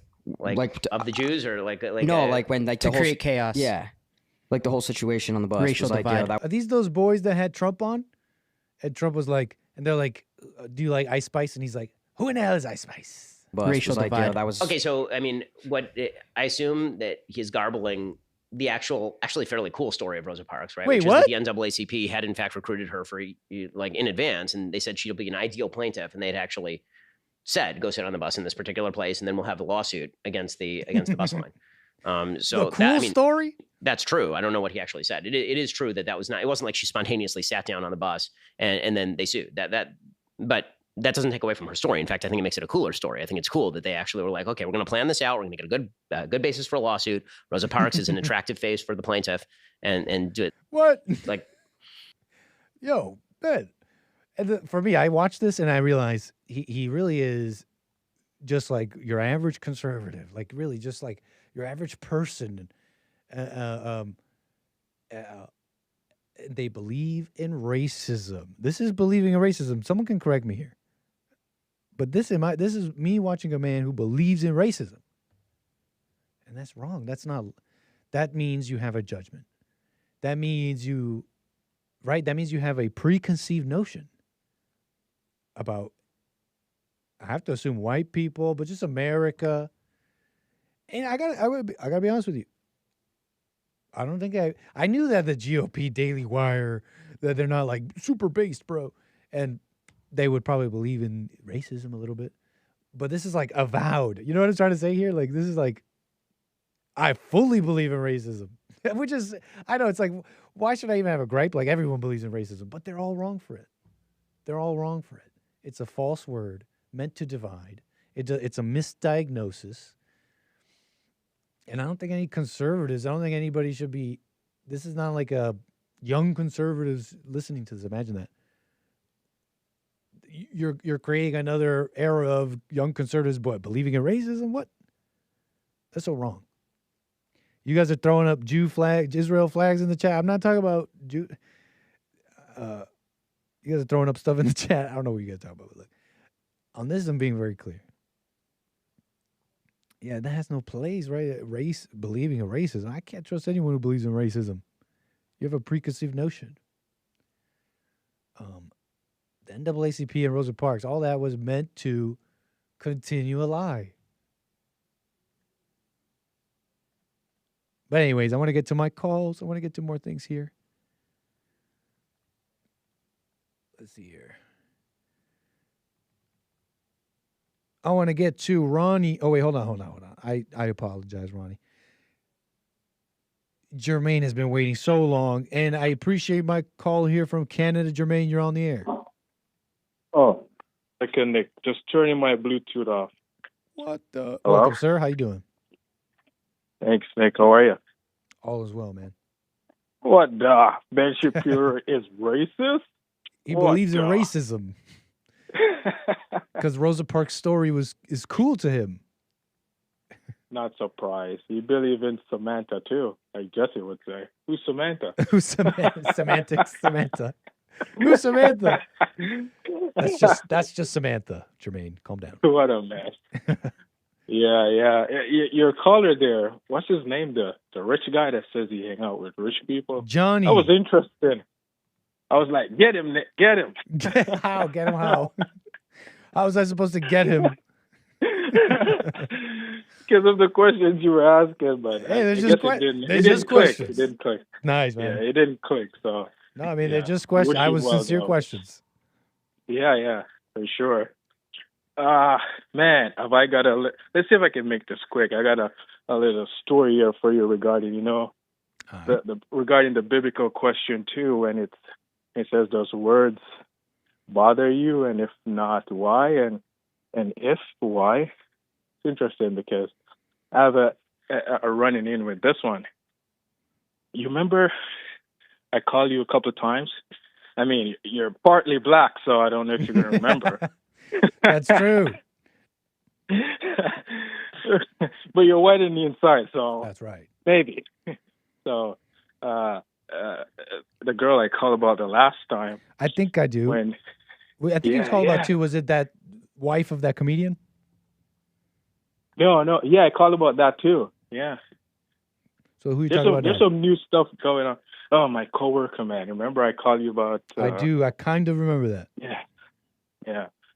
So I think she likes me, but let me give it a rundown. So where should I start? So the other day we were in the office, and one of the coworker brought up just random countries right now. We're talking about Jamaica, Vietnamese, and Venezuela, and the war, and then China came up, and she started getting upset about it. So we can talk about every other country, but not China. So China, because my Filipino coworker was going to tell me about the war between Japan and China. Mm-hmm. And I was interested, Japan. I was interested to find out what happened there because I don't know, Like so he's going to tell me. Talk about like World War. Oh, okay. I thought you were asking. My apologies. So he's about to tell you. Yeah, and she got mad about it because it's her country. She wants to defend her lineage, her rights, her country. And then, so she's Chinese, I'm gathering. Yes. So she got mad, and I'm like, she's like, oh, Jermaine, you're so like, what do you call it? You're not respecting me. You're so mean. And I'm like, what? And I'm like, how am I mean? He's trying to tell me something, and I want to know. And I'm like, you're allowed to be mad if you want to. That's up to you. And so we left, and we went to a different section. But you weren't talking about her. You were talking about China. Yeah. Okay, go on. So we left, and we went to a different place to chat about it. And she was just really upset about it because after, I wanted to talk. I wanted something regarding work, and she was just mad and upset about it. I'm like, that's kind of crazy. But I forget about it because there's nothing to hold on to, right? Mm-hmm. But she's holding on. And then this happened around like 2, 3, 4 weeks ago. And then I had a meeting with my boss yesterday. I'm like, what the, about this issue? She's like, Jermaine, you didn't respect her feelings. She didn't like that you were talking about her country. And I'm in this meeting, and I'm trying not to laugh because it's my boss, right? I'm really trying not to laugh. But I couldn't keep it in sometimes, so I was laughing. I'm telling my boss, I'm like, I get it, it's his workplace or certain things. Mm-hmm. You offend people, so you have to step in now because you want the team to function properly. I Mhm. totally understand where it's coming from, but I was chatting with one of her friend, or one of her friend liked me. She turned her friend against me. She doesn't talk to me anymore. The new coworker that came in, she doesn't really talk to me. And I'm like, this is interesting. So she go around building an army just trying to fight against me. It was just funny to see, right? That's interesting, man. It sounds like oh man, this should not be that way, but it seems like the way of the world. Women have been in the workplace for a while. It sounds like your boss is female. I mean, It sounds like a mess. for sure. It also sounds I'm- like you said you were understanding of why they would talk to you about these things. So Sorry, what did you say? it also sounded like you understood why they would want to talk to you about these things. It's a stability thing. It's just the way of the world, so to speak. So it doesn't sound like you're fighting it. No, like I'm very understandable of why he wants to, have a little chat with me about it. And I'm like, I told him it does sound like a personal issue, but I understand. The workplace, you gotta make it work, right? That's what I do. And that's just what it is. So That's what it's I just do. I don't funny. need to say my opinion. I don't need to make. I'm just trying to be like a valuable person there, and part of that is, working with people, which includes what you're talking about. Regrettably, but it does. But man, if I ever create a business, or I would never hire a female. No, and that's a joke, Canada. He means in Minecraft. If he ever does have a business in the future and it happens to be all men, it's just a coincidence. What a mess. Yeah, so it's just funny how it kind of lines up with words, right? And my boss brought up a couple of interesting points, and I'm like, back in the day, words would probably bother me, but now that I'm working on myself, it's like, what do you call it? Water off my back, Did any part of you in this interaction, when she responded the way she responded, did any part of you, even 1%, get like irked or something? And then then whatever that was, did they cause you to want to speak on it more and more out loud, even if it was just a little tiny bit? No.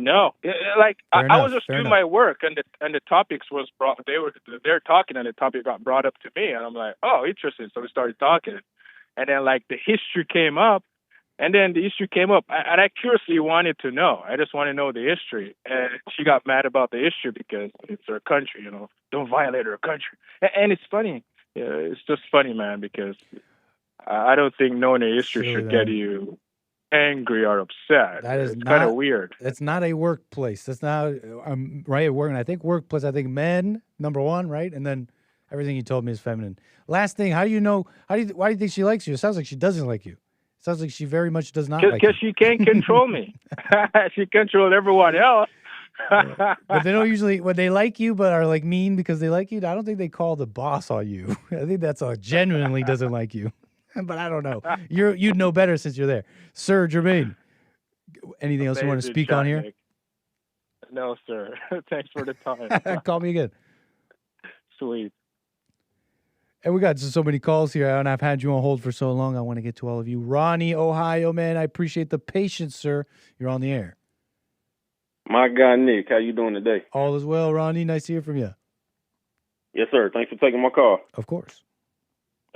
Yesterday at the end of the show, I don't remember that lady's name.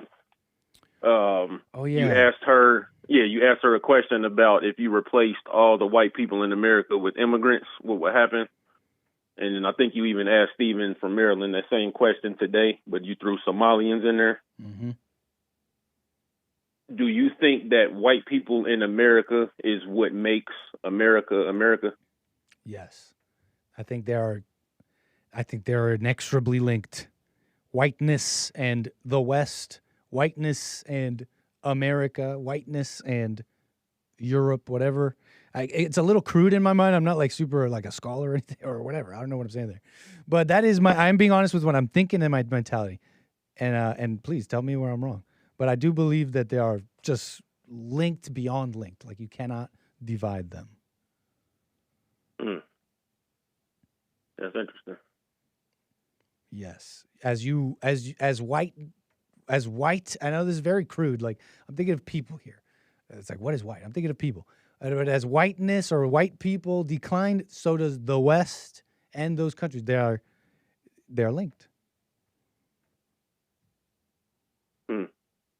So it wasn't America until white people got here, and then if white people were to leave, it would no longer be America. Correct. I believe that. Amazing. And the reason is because it's first you could start off like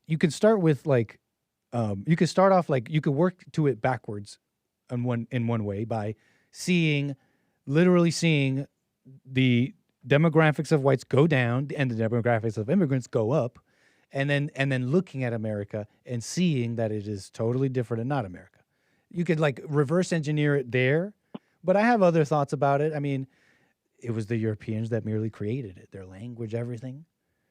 And I have other reasonings, I guess, kind of loose reasonings. Tell me what you think here. Why do you think I'm wrong here about this? I do. I don't think that America is America based on how many white people are here or what the demographics of America is proportionate to white people. It's the Constitution that makes this the United States of America.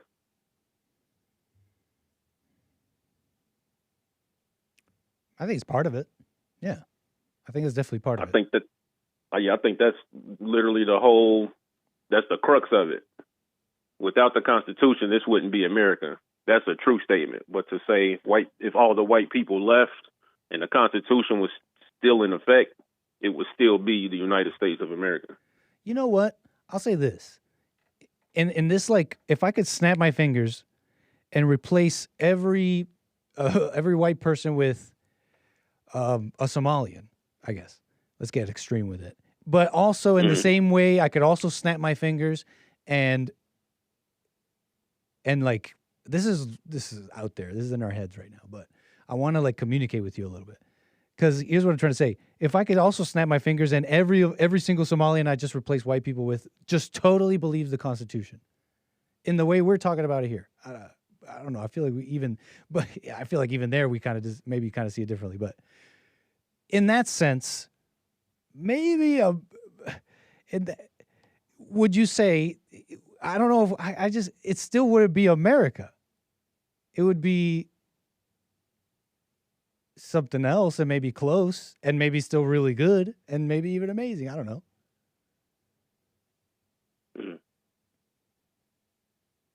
Yeah, tell me why you think I'm wrong on the thinking for a little bit more. So I'm sure that if the Constitution was still in effect, it may end up having a few amendments added to it, but it would still be the Constitution. And I don't think white people leaving the remaining population would be like, okay, let's get rid of this form of government and install something different. That wouldn't be the case, especially if, as a non-white person, I'm still here in America. I don't care how many Somalians are here. I don't care how many South Africans are here. I don't care how many Venezuelans try to pull up in boats. Okay. I would still defend the Constitution, which again there was no America before that. And the reason we have America is because we have that great form of government based on the Constitution. And here's the reason why I brought up like this extreme example where I like snap my fingers and replace them with all Somalians, but all the Somalians believe into the Constitution. Do you understand how only a magical hypothetical that situation would happen? Only in a magical hypothetical where I have magic powers can such a thing happen. Mm-hmm. And so that's also partly why I say the whiteness is so linked. It's not that because what do I have like deep research, the proof from God himself that shows the whiteness is linked to that? I don't have that. It's more practical in my mind in that it would take an act of God for every white person to be replaced with a true Constitution believing immigrant. Like that's just not happening. It's just not true. Even with all the people who came here who say they love America and believe in the Constitution, it's not true. When you peel it back, they see themselves as different. would be fine with bringing in all these people. They don't believe in free speech. They don't believe in the Second Amendment. So this whole conversation about whiteness, blood, does it even matter, Ronnie? Because think about it. Even on just the mentality, they don't have it. If we just shook hands here, hey, Nick, if we shook hands here and I said, hey, Ronnie, you know what, you're right. America's ideas and Constitution and not blood. Well, guess what, Ronnie? Even on that standard, they don't meet it. So then we don't even have to have the conversation. They're not American. You mean the immigrants don't meet that standard? Correct. Because even on the standard of just Constitution and mentality, ideology, they hate all those things. They hate free speech. They don't like the Second Amendment. They don't like any of those things. Yeah, I haven't seen much evidence of a bunch of Somalians not liking the Second Amendment or free speech. So maybe you're privy to information that I'm not. There might be a few that you can pull up in a few videos, but I haven't seen that. I've seen them love the Constitution so much that they're running for office at the local level, the state level, and the federal level. And what do they do in office? What do they do? They cry racism. And they could be wrong for crying racism. But what does it mean when they cry racism? You were about to say that doesn't mean what? It doesn't mean that they're anti-First Amendment or anti-Second Amendment or even anti-Constitution. It literally does, though. If you believe in racism, if someone says a criticism about you and you go on CNN and start crying racism, you hate free speech. If somebody's saying... it's not American. It's so foreign. It's what foreigners do. It's what communists and foreigners do. Even people who are here, who are born here, there are white people that are born here that think there are black people that are racist against them. What do you say to them? Yeah, they don't get it. Are they not American? The Marks from Los Angeles who thinks that there are people who hate white people because they're white, are they not American because they believe racism exists? No, but they do hate white people.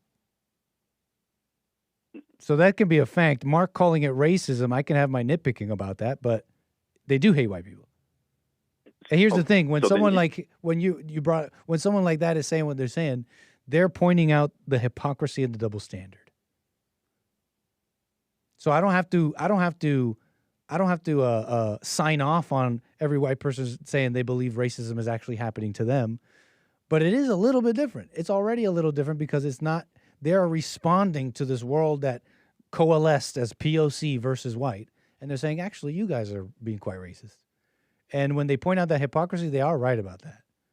I may not have to believe I don't have to co-sign the racism word and their mentality about it, but they are describing a truth here, a hypocrisy.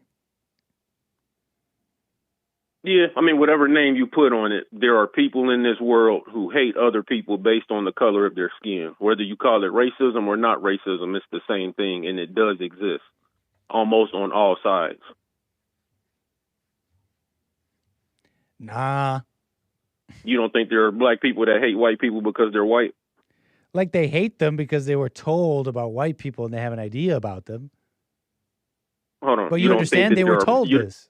You understand they were given... regardless of why they think that the why or matters. They feel that way. The why does matter. But it doesn't change the what. Let me tell you why the why matters. Because you believe... Hold on. Go ahead. My you don't think Ronnie, that, please. You don't think that there are black people in this world that hate white people simply because they're white? They hate them because they were told. You understand? Let me explain. Let me explain my thinking here a bit. It's a little different than what I believe you're saying here because you're making it sound like this is a natural thing that people do. And it's like, sure, different people out of just mere difference will have maybe conflict. But the black people you're describing, when you're just born, right? You're a black person in America and you're born and they tell you in school and your parents tell you about the talk and all that. And now you're hating white people you've never met. You got a chip on your shoulder. That's not just different peoples in conflict. No, that's the racism word that was taught to them. This terrible crime that has happened in America. And this lie that's been perpetuated. So on that aspect, it is a little different. It's not just your general different peoples and just conflict. No, this matters. Right. The why does matter here. Yeah, so it's not natural for people to hate, especially based on something as simple and uncontrollable as what color somebody's skin is. I'm not saying that it's right either. What I'm saying is it exists. There are black people in this country who hate white people because they're white. They were taught that wrongfully, yes, but they exist. The same way that there are white people who hate black people because they're black. Those people exist. Whether we call it racism or something else, those people exist. That's my point. We can't deny that they don't. We can't sit here and say they don't exist. That would be a lie. I don't think we're disagreeing there. Okay, so so some people call it racism, and you may think that they're wrong, but they're not wrong for pointing out that there are people walking amongst this country and this earth who hate other people based on their skin color. Yeah, but it's not racism. But anyways, I wouldn't call it that. I think it's a misdiagnosis. But anyways, Ronnie, what did you want to? What did you want to speak on here? That was the main thing. We covered it. Is if all white people, whether they voluntarily left or if you had the Thanos glove and you snapped your hands and they all disappeared or were replaced, as long as the Constitution is still there, this will still be the United States of America. I'll say this. I personally believe that there is like a vessel you're in and like a spirit. And I say this too jokingly, but because I think this is the nature of reality. I could be wrong, but I believe, my vessel, my parents were Colombian and all that, but I have the heart of an American. I grew up in Canada and America, and I see myself as part of here. You know what I'm saying? Like, I'm describing how your internal world can be different. It's deeper than skin deep or whatever, right? That being said, it's just like a more practical thing I'm saying. If you were to snap your fingers like that, I don't know. It's not even that controversial. Like, if I were to snap my fingers in Somalia and replace them all with white people, would you still have Somalia?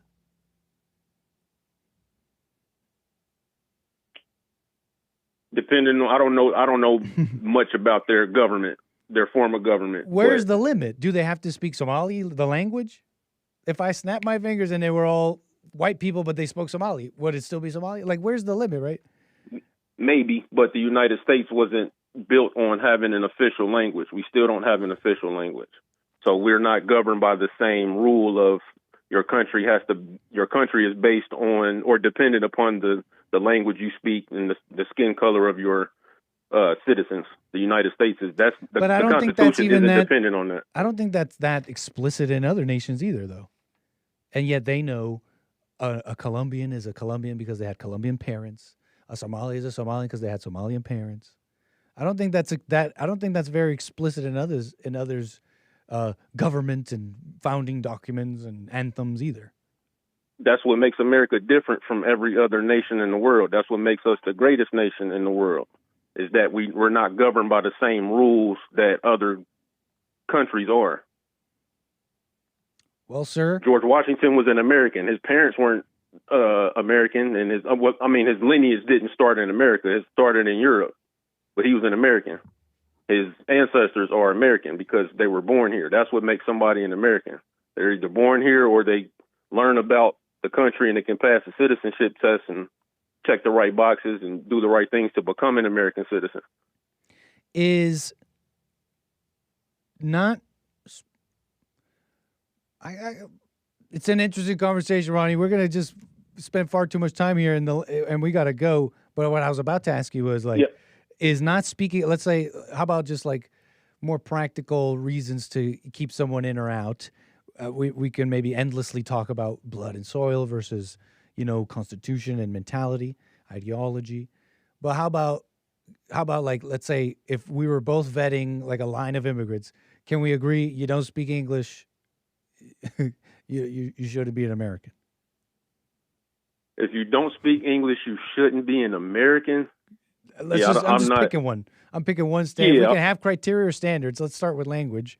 How about no English / no desire to even learn it? You shouldn't be here. You shouldn't become an American. I disagree. They'll have their struggles because it's going to be tough to go to restaurants. It's going to be tough to go to stores and buy the appliances and things that they need if they can't speak the language. It's going to be impossible for them to obey speed limit and road signs, but it wouldn't mean that they're not American or shouldn't be here. There's no limiting factor in your mind, just anybody, as long as they're just, They want to take some risks, and they just want to be here. They're an American. I don't make the rules. I would look at what the rules are, and if they are abiding by the rules, then it is what it is. And speaking the language, the English language, isn't one of those rules. Neither is being a Christian, neither is being white, neither is waving a flag in your front yard. None of those things are requirements to be an American citizen. Fascinating conversation, Ronnie. And I have to cut it short here, sir. Can you call me again? All good. All good. Yep, I appreciate you getting me on. It's always good chatting with you. A pleasure as always. Call me again. Folks, that's the show. That's the only... look at the time. Look at the time. And Rick, Hampton, Virginia, I wanted to get to you, but I got to go. Thank you so much for the back-to-back super chats. What the? We got the Hague report here. Hague with the back-to-backs here. Ergo Lunas, thank you. Argo Lunas. Funky emojis. We love it. Huh? That's the name of this super chatter. Huh? Asks, make the JLP Doom version available for us, Nit.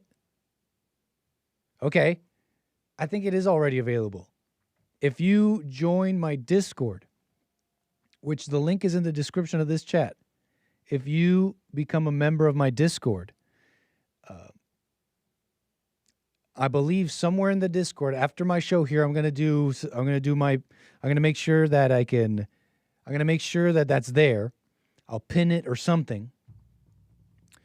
But I believe the creators of the JLP Doom, it's the game Doom, but with JLP in it, if you want to play it, the downloadable is somewhere in my Discord.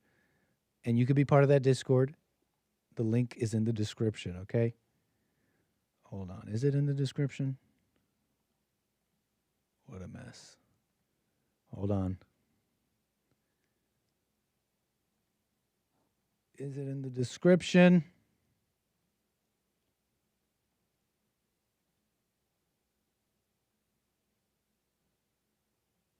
I don't know where to find it. Okay, hold on. Don't go anywhere, chat. Hold on.